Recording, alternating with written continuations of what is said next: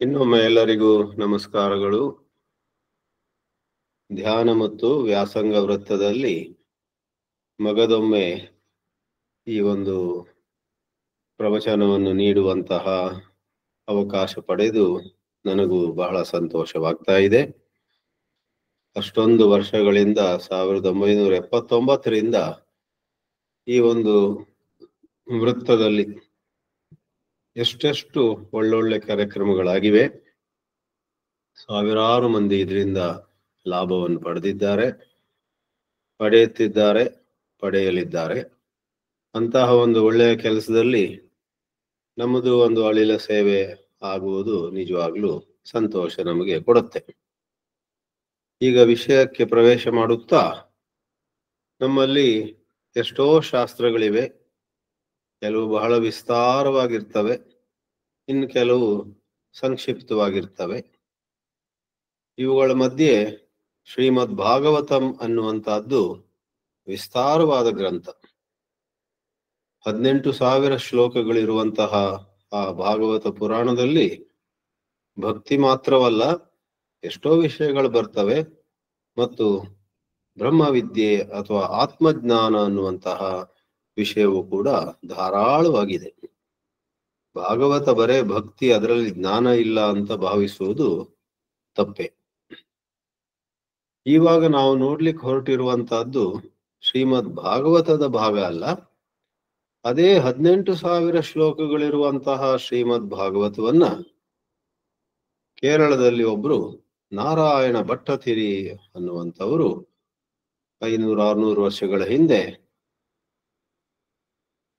ಶ್ರೀಮನ್ನಾರಾಯಣೀಯಂ ಅನ್ನುವಂತಹ ಕೃತಿಯಲ್ಲಿ 1,000, ಸತ್ಯವಾಗಿ 1,000ಕ್ಕಿಂತ ಒಂದು 15-20 ಶ್ಲೋಕ ಹೆಚ್ಚು, ಆದರೆ ಸರಳವಾಗಿ ಹೇಳುವುದಿದ್ರೆ 8,000 ಶ್ಲೋಕಗಳನ್ನ 1,000 ಶ್ಲೋಕಗಳಲ್ಲಿ ಸಂಗ್ರಹಿಸಿ ತಿಳಿಸಿದ್ರು.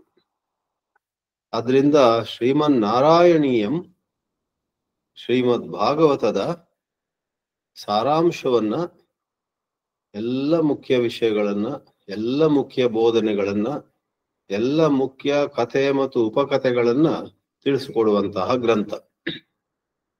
ಶ್ರೀಮದ್ ಭಾಗವತಂ ಕೂಡ ಇದ್ದದ್ದು ಸಂಸ್ಕೃತದಲ್ಲಿ, ಈ ಶ್ರೀಮನ್ನಾರಾಯಣೀಯಂ ಕೂಡ ಇರುವುದು ಸಂಸ್ಕೃತದಲ್ಲಿ. ಎರಡರಲ್ಲೂ ಕೂಡ ಬೇಕಾದಷ್ಟು ಸಾಹಿತ್ಯ, ಅಲಂಕಾರಗಳು, ಒಳ್ಳೊಳ್ಳೆ ಪದ್ಯ ರಚನೆಯ ರೀತಿ ನೀತಿಗಳು ಎಲ್ಲವೂ ಕಾಣಲಿಕ್ಕೆ ಸಿಗ್ತವೆ. ಆದ್ರಿಂದ ಭಾಗವತಕ್ಕೆ ಓದುವಂತಹ ಸಮಯ ಇರುವವರು ಅದನ್ನು ಓದಲಿ, ಸಮಯ ಕಡಿಮೆ ಇರುವವರು ನಾರಾಯಣೀಯಮನ್ನು ಓದಿ ಬಗೆ ಬಗೆಯ ಲಾಭಗಳನ್ನ ಪಡೆಯಲಿಕ್ಕೆ ಸಾಧ್ಯ ಇದೆ. ಮುಖ್ಯವಾಗಿ ಆಧ್ಯಾತ್ಮಿಕ ಬೋಧನೆ. ಇವಾಗ ನಾವು ನೋಡ್ಲಿಕ್ಕೆ ಹೋಗುವಂತಹದ್ದು 15ನೇ ಅಧ್ಯಾಯ. ಒಟ್ಟು 100 ಅಧ್ಯಾಯಗಳಿವೆ ನಾರಾಯಣೀಯಮಲ್ಲಿ. ಹೆಚ್ಚು ಕಡಿಮೆ ಬಂದರಲ್ಲಿ 10 ಅಂತ ಲೆಕ್ಕ ಹಾಕಿದ್ರೆ 100 ಅಧ್ಯಾಯಗಳಲ್ಲಿ 1000 ಶ್ಲೋಕಗಳಾಗಿಬಹುದು. ನಾವು ನೋಡುವಂತಹ 15ನೇ ಅಧ್ಯಾಯದಲ್ಲೂ ಕೂಡ 10, ಒಂದು ಹೆಚ್ಚಿಲ್ಲ, ಒಂದು ಕಡಿಮೆ ಇಲ್ಲ, 10 ಶ್ಲೋಕಗಳಿವೆ. ಈ 10 ಶ್ಲೋಕಗಳಲ್ಲಿ ಗ್ರಂಥಕರ್ತರಾದಂತಹ ನಾರಾಯಣ ಭಟ್ಟತಿರಿಯವರು 10 ಶ್ಲೋಕಗಳಲ್ಲಿ ಮಗನಾದಂತಹ ಕಪಿಲ ಮುನಿ ತಾಯಿಯಾದಂತಹ ದೇವಹೂತಿಗೆ ಕೊಡುವಂತಹ ಉಪದೇಶವನ್ನ ಹೇಳ್ತಾರೆ, ತಿಳಿಸ್ತಾರೆ ನಮಗೆ. ಈ ಕಪಿಲ ಮುನಿ ಯಾರು, ದೇವಹೂತಿ ಯಾರು? ಪುರಾತನ ಕಾಲದಲ್ಲಿ ಕರ್ದಮ ಋಷಿ ಅಂತಿದ್ದ, ಆತನು ಮಹಾ ತಪಸ್ವಿ. ಆ ಕರ್ದಮ ಋಷಿಗೆ ಸಂಸಾರ ಬೇಡ, ಈ ಪ್ರಪಂಚ ಬೇಡ, ಅವನು ಬ್ರಹ್ಮಚಿಂತನೆಯಲ್ಲಿದ್ದವನು. ಆದ್ರೆ ದೇವರ ಇಚ್ಛೆಯಂತೆ ಆ ಕರ್ದಮನಿಗೆ ಒಂದು ಕುಟುಂಬವನ್ನ ನಡೆಸುವಂತಾಯಿತು. ದೇವಹೂತಿ ಅನ್ನುವಂತ ಪತ್ನಿಯನ್ನ ಆತ ಪಡೆದು, ದೇವಹೂತಿಯ ಮೂಲಕ ಈ ಕರ್ದಮನಿಗೆ ಉಂಟಾಗುವ ಮಗನೇ ಈ ಕಪಿಲ ಮುನಿ. ಇದಕ್ಕೆ ಹಿಂದಿನ ಕಥೆಯೂ ಇದೆ. ಮಹಾವಿಷ್ಣುವೇ ಈ ವರವನ್ನು ಕೊಟ್ಟಿರ್ತಾನೆ ಈ ದಂಪತಿಗಳಿಗೆ, ಈ ದಂಪತಿಗಳ ತಂದೆ ತಾಯಿಯರಿಗೆ, ನಾನು ದೇವಹೂತಿಯ ಮಗನಾಗಿ ಬರ್ತೇನೆ ಅಂತ. ಹೇಗೆ ಪ್ರಸಿದ್ಧವಾದ 10 ಅವತಾರಗಳಲ್ಲಿ ದೇವಕಿಯ ಸುತನಾಗಿ ಶ್ರೀಕೃಷ್ಣ ಬಂದನೋ, ಅದೇ ರೀತಿಯಲ್ಲಿ ಇಲ್ಲಿ ದೇವಹೂತಿಯ ಮಗನಾಗಿ ಕಪಿಲ ಮುನಿಯ ರೂಪದಲ್ಲಿ ಈ ಶ್ರೀ ಮಹಾವಿಷ್ಣುವು ಬರ್ತಾನೆ. ನಮ್ಮಲ್ಲಿ ತತ್ವಶಾಸ್ತ್ರ ಅಥವಾ ದರ್ಶನ ಶಾಸ್ತ್ರವನ್ನು ಓದುವಾಗ ಷಟ್ ದರ್ಶನಗಳು ಅಂತ ಇವೆ. 6 ದರ್ಶನಗಳು, 6 ಆಸ್ತಿಕ ದರ್ಶನಗಳು. ಅವೆಲ್ಲವೂ ವೇದವನ್ನು ಸ್ವೀಕಾರ ಮಾಡ್ತವೆ, ಆದ್ರಿಂದ ಅವು ಆಸ್ತಿಕ ದರ್ಶನಗಳು. ಆ 6 ಯಾವುಗಳು ಅಂತ ಹೇಳಿದ್ರೆ ನ್ಯಾಯ ಮತ್ತೆ ವೈಶೇಷಿಕ 2 ಆಯ್ತು, ಸಾಂಖ್ಯ ಮತ್ತು ಯೋಗ 2 ಆಯ್ತು, ಕೊನೆಯದಾಗಿ ಪೂರ್ವ ಮೀಮಾಂಸೆ ಮತ್ತು ಉತ್ತರ ಮೀಮಾಂಸೆ ಅಂತ ಒಟ್ಟು 6 ಷಟ್ ದರ್ಶನಾನಿ. ಅದರಲ್ಲಿ ಸಾಂಖ್ಯ ಅನ್ನುವಂತ ದರ್ಶನ ಕೊಟ್ಟ ಒಬ್ಬರು ಕಪಿಲ ಮುನಿ ಇದ್ದಾರೆ.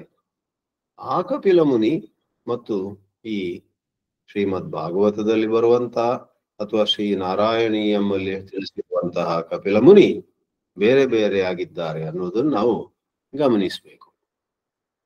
ಕಪಿಲ ಮುನಿ ತನ್ನ ತಾಯಿಗೆ ಕೊಡುವಂತಹ ಉಪದೇಶದಲ್ಲಿ ಸಂಸಾರ, ಅದರ ಬವಣೆ ಮತ್ತು ಬ್ರಹ್ಮಜ್ಞಾನ, ಅದರಲ್ಲಿ ಸಿಗುವಂತಹ ಮೋಕ್ಷದ ಸುಖ, ಆ ಬ್ರಹ್ಮಜ್ಞಾನ ಆಗಬೇಕಾದ್ರೆ ಬಹಳ ಮುಖ್ಯವಾಗಿ ದೇವಭಕ್ತಿ ಇರಬೇಕು. ಭಕ್ತಿಯನ್ನ ಎತ್ತಿ ಹಿಡಿದು ಕಪಿಲ ಮುನಿ ತನ್ನ ತಾಯಿ ದೇವಹೂತಿಗೆ ಈ ಉಪದೇಶವನ್ನ ಕೊಡ್ತಾರೆ. ಬಹಳ ಸುಲಲಿತವಾದಂತಹ ಮಾಲಿನಿ ಅನ್ನುವಂತಹ ಛಂದಸ್ಸಿನಲ್ಲಿ ಈ 10 ಶ್ಲೋಕಗಳಿವೆ. ಇದನ್ನ ಬರೆದಂತಹ ನಾರಾಯಣ ಭಟ್ಟತಿರಿಯ ಬಗ್ಗೆ ಸಂಗ್ರಹವಾಗಿ ತಿಳಿಸ್ಬೇಕು. ಅವರು ದೊಡ್ಡ ವಿದ್ವಾಂಸರು, ಒಳ್ಳೆ ಕೃಷ್ಣ ಭಕ್ತರು. ಆದ್ರೆ ಯಾವುದೋ ಕಾರಣದಿಂದ ಅವರಿಗೆ ಒಂದು ಬಹಳ ಪೀಡಿಸುವಂತಹ ರೋಗ ಉಂಟಾಗಿತ್ತು.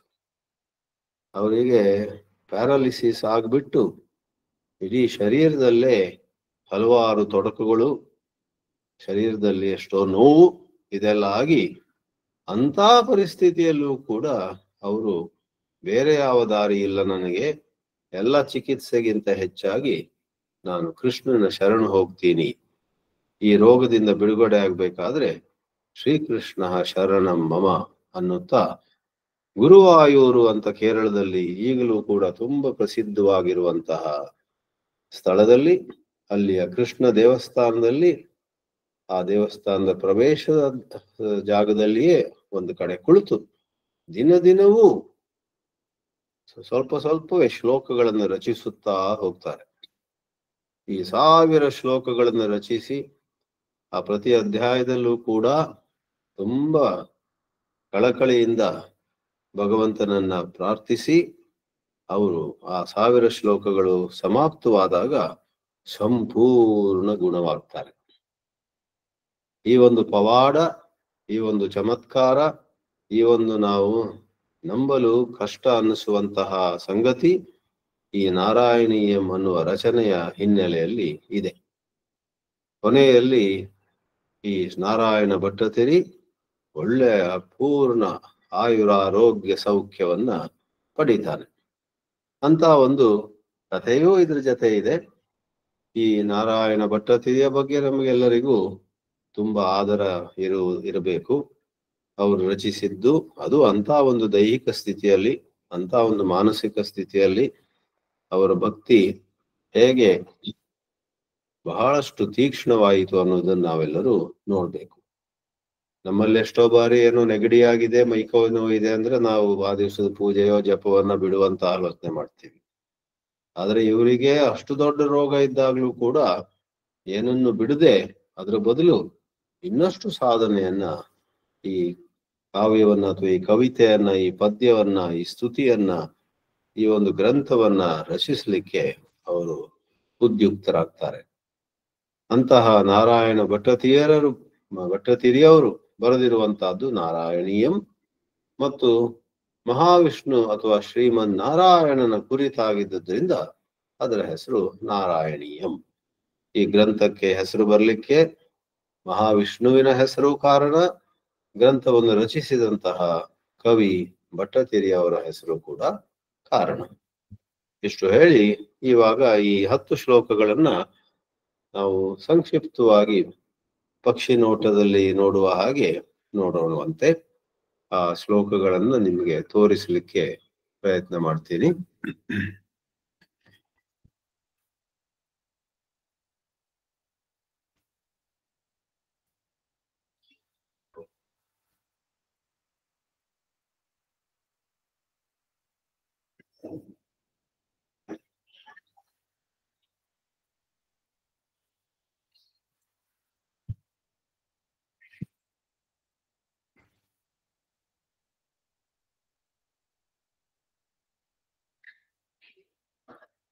ಮೊದಲನೇ ಸ್ಲೈಡ್ ತೋರ್ತಾ ಇದೆಯಾ?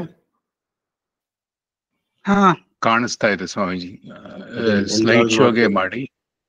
ಸ್ಲೈಡ್ ಶೋ ಮಾಡ್ಬೇಕೀಗ. ಓಕೆ, ನೋಡಿ. ಅವರ್ ಗ್ಲಾಸ್ ಕ್ಲಿಕ್ ಮಾಡಿ ಸ್ವಾಮೀಜಿ. Oh, I C.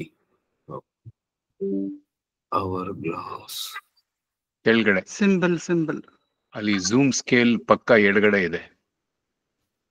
ಕೆಳಗಡೆ zoom scale right side bottom. Stop sharing ಅನ್ನೋದು ಅಡ್ಡ ಮಾಡ್ತಾ ಇದೆ. ಈಗ ಪುನಃ ನೋಡ್ತೀನಿ. ಇಲ್ಲಿ ಮೈಕ್ ಇದೆ, ವಿಡಿಯೋ ಇದೆ, ಸಿಸಿ ಇದೆ. ಇನ್ನೊಂದ್ ಸ್ವಲ್ಪ ರೈಟ್ ಗೆ ಬನ್ನಿ ಸ್ವಾಮೀಜಿ. ಕೈ ತೋರಿಸ್ತಾ ಇದೆ. ಇನ್ನ ರೈಟ್ ಗೆ 3 ಡಾಟ್ಸ್ ಕೆಳಗಡೆ ಇದೆ. ಇನ್ನೂ ರೈಟ್ ಗೆ 3 ಡಾಟ್ಸ್. ಅದ್ರ ನಂತರ ಲೀವ್ ದಿ ಕಾಲ್ ಇದೆ. ಅದಲ್ಲ, ನೋ ಐ ಥಿಂಕ್ ಬಂತಲ್ಲ cursor. Swamiji is in the Zoom screen. ನೀವು ಅಲ್ಲಿ ಬಂತ? Are you in the presentation file Swamiji? I am now seeing the presentation file ಮಾತ್ರ ತೋರ್ತಾ ಇದೆ ನನಗೆ. ನಿಮ್ಗೆಲ್ಲರಿಗೂ ತೋರ್ತಾ ಇದೆಯಾ? ಕ್ಲಿಕ್ ಮಾಡಿದ್ರ ಅದನ್ನ? ಅವರ್ ಗ್ಲಾಸ್ ಅನ್ನ? ಅವರ್ ಗ್ಲಾಸ್ ನನಗೆ ತೋರ್ಲೇ ಇಲ್ಲ, ಎಲ್ಲೂ ತೋರ್ತಾ ಇಲ್ಲ. ಅವರ್ ಗ್ಲಾಸ್ ನೀವು ಹೇಳ್ತಿರೋದು ತೋರ್ಲೇ ಇಲ್ಲ ನನಗೆ. ಈಗ ನಾನು ನನ್ನ ಪ್ರೆಸೆಂಟಿಂಗ್ ಮಾಡಿ. Okay, stop sharing. ಇವಾಗ ಸ್ಟಾರ್ಟ್ ಶೇರಿಂಗ್. ಫುಲ್ ಸ್ಕ್ರೀನ್ ಕೊಡಿ, ಎಂಟೈರ್ ಸ್ಕ್ರೀನ್ ಕೊಡಿ. ಎಂಟೈರ್ ಸ್ಕ್ರೀನ್ ಕೊಡಿ. Then entire screen. Then again go back to. ಅಲ್ಲ, ಎಂಟೈರ್ ಸ್ಕ್ರೀನ್ ಕೊಟ್ಬಿಟ್ಟು ಶೇರ್ ಅಂತ ಕೊಡಿ. ಅಲ್ಲಿ ಪಕ್ಕದಲ್ಲಿ ಇರುತ್ತೆ. ಶೇರ್ ಆಗಿದೆ. ಇವಾಗ ಪವರ್ ಪಾಯಿಂಟ್ ಹೋಗ್ಬಿಡಿ. ಪವರ್ ಪಾಯಿಂಟ್ ಓಪನ್ ಆಗಿರೋದು ತಗೊಳ್ಳಿ. ಹೌದು. ಈಗ ಹೈಡ್, ಸ್ಟಾಪ್ ಶೇರಿಂಗ್ ಪಕ್ಕ ಹೈಡ್ ಇದೆ, ಅದಕ್ಕೆ ಕ್ಲಿಕ್ ಮಾಡಿ. ಹೈಡ್ ಕ್ಲಿಕ್ ಮಾಡಿದೆ. ಈಗ ಅಲ್ಲಿ ಝೂಮ್ ಸ್ಕೇಲ್ ಕೆಳಗಡೆ ಬಾಟಮ್ ರೈಟ್ ಅದ್ರ ಎಡಗಡೆ ಅವರ್ ಗ್ಲಾಸ್ ಇದೆ. ಅಲ್ಲ, ಪ್ರೆಸೆಂಟೇಶನ್ ಪವರ್ ಪಾಯಿಂಟ್ ಕೆಳಗಡೆ ಟ್ರೇನಲ್ಲಿ ಪವರ್ ಪಾಯಿಂಟ್ ಇದೆ ನೋಡಿ. ಹೌದು. ಅಲ್ಲಿ there you are. You are ready to go. What you called hourglass, it didn't seem to be hourglass for me. Just some symbol. ತುಂಬಾ ಚಿಕ್ಕದಾಗಿದೆ ಅದು. ತುಂಬಾ ಚಿಕ್ಕದಾಗಿದೆ. ಈಗ ಫುಲ್ ಸ್ಲೈಡ್ ತೋರ್ತಾ ಇದೆ. ಮುಂದಿನ ಸ್ಲೈಡ್ ಹೋಯ್ತು, ಹಿಂದಿನ ಸ್ಲೈಡ್ ಬಂತು ಅಲ್ಲ, ಮೂವ್ಮೆಂಟ್ ಆಗ್ತಾ ಇದೆ. ಹೌದು ಸ್ವಾಮೀಜಿ, ಆಗ್ತಾ ಇದೆ. ಓಕೆ, ಸಂತೋಷ. ಕಪಿಲ ಮುನಿ ತನ್ನ ತಾಯಿಯಾದ ದೇವಹೂತಿಗೆ ಬೋಧನೆ ಮಾಡ್ತಿರುವಂತಹದ್ದು ಈ 15ನೇ ಅಧ್ಯಾಯದ ವಿಷಯ. ಅದನ್ನ ನಾವು ನೋಡ್ಲಿಕ್ಕೆ ಹೊರಟಿದ್ದೀವಿ. ದೇವಹೂತಿ ಸ್ವತಃ ಮೊದಲಿಂದಲೂ ಕೂಡ ತುಂಬಾ ವಿವೇಕ ವೈರಾಗ್ಯ ಇದ್ದವಳು. ಆಕೆ ಕರ್ದಮ ಋಷಿಯನ್ನು ಮದುವೆ ಆದಾಗ್ಲೂ ಕೂಡ ತುಂಬಾ ವರ್ಷಗಳ ಕಾಲ ಯಾವ ಸುಖ ಭೋಗ ಮತ್ತು ಸಾಂಸಾರಿಕ ಅನುಕೂಲತೆಗಳನ್ನು ಬಯಸದೆ ಆ ಕಪಿಲ ಮುನಿಯಲ್ಲ, ಕರ್ದಮ ಋಷಿ, ತನ್ನ ಪತಿಯಾದಂತಹ ಕರ್ದಮ ಋಷಿಯ ತಪಸ್ಸಿಗೆ ಎಲ್ಲಾ ರೀತಿಯಲ್ಲೂ ಸಹಕಾರವನ್ನು ಕೊಡುತ್ತಾ ತುಂಬಾ ವರ್ಷಗಳು ಕಳೆಯುತ್ತವೆ. ಆ ತರ ಬರ್ದಿದ್ದಾರೆ ಕಥೆಯಲ್ಲಿ. ಆಮೇಲೆ ಎಷ್ಟೋ ವರ್ಷಗಳ ನಂತರ ಆಕೆ ಆತನೇ ಋಷಿಯೇ ಕೇಳಿದಾಗ ನಿನ್ಗೆ ಏನಾದ್ರೂ ಬೇಕಾ ಅಂತ ಕೇಳಿದಾಗ ಅವಳ ಬಯಕೆಯನ್ನ ವ್ಯಕ್ತಪಡಿಸ್ತಾಳೆ. ಒಂದು, ಆ ದಂಪತಿಗಳು ಕರ್ದಮ ಋಷಿಯ ತಪಸ್ಸಿನಿಂದ ಸಿಕ್ಕಿರುವಂತಹ ವಿಶೇಷ ಶಕ್ತಿಯಿಂದ, ವಿಶೇಷ ಒಳಗಿರುವಂತಹ ಸಿದ್ಧಿಗಳಿಂದ ಎಷ್ಟೋ ಲೋಕಗಳಿಗೆಲ್ಲ ಸುತ್ತಿ ಎಷ್ಟೋ ರೀತಿಯಾದಂತಹ ವಿಷಯ ಸುಖವನ್ನೆಲ್ಲ ಅನುಭವಿಸಿ ಹಿಂತಿರುಗಿ ಬರ್ತಾರೆ. ಮತ್ತೆ ಈ ಕಪಿಲ ಮುನಿ ಅನ್ನುವಂತಹ ಮಗನನ್ನು ಆ ದಂಪತಿಗಳು ಪಡಿತಾರೆ. ಆದ್ರಿಂದ ಇವಳು ಬಹಳ ದೈವಾಂಶದಿಂದ ಬಂದಿರುವಂತಹ ಹೆಂಗಸು, ದೇವಹೂತಿ.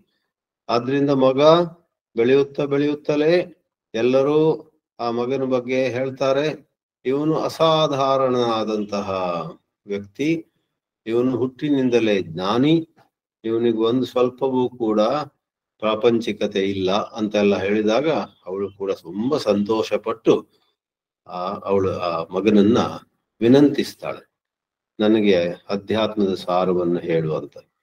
ಆದ್ರಿಂದ ಇಲ್ಲಿ ಶಿಷ್ಯೆಯಾಗಿರುವಂತಹ ತಾಯಿ ದೇವಹೂತಿ ಬಹಳ ಮುಂದುವರಿದ ವೇದಾಂತದ ಅಥವಾ ಜ್ಞಾನ ಮತ್ತು ಭಕ್ತಿಗಳ ಜಿಜ್ಞಾಸು ಅಂತ ಹೇಳ್ಬಹುದು, ಬಹಳ ಮುಂದುವರಿದವಳು. ಅದರಿಂದ ಅವಳಿಗೆ ಸ್ವಲ್ಪ ಕೆಲವು ಮಾತುಗಳು ಹೇಳಿದ್ರೆ ಸಾಕು, ಅದರಿಂದ ಅವಳು ಮುಕ್ತಳಾಗ್ತಾಳೆ.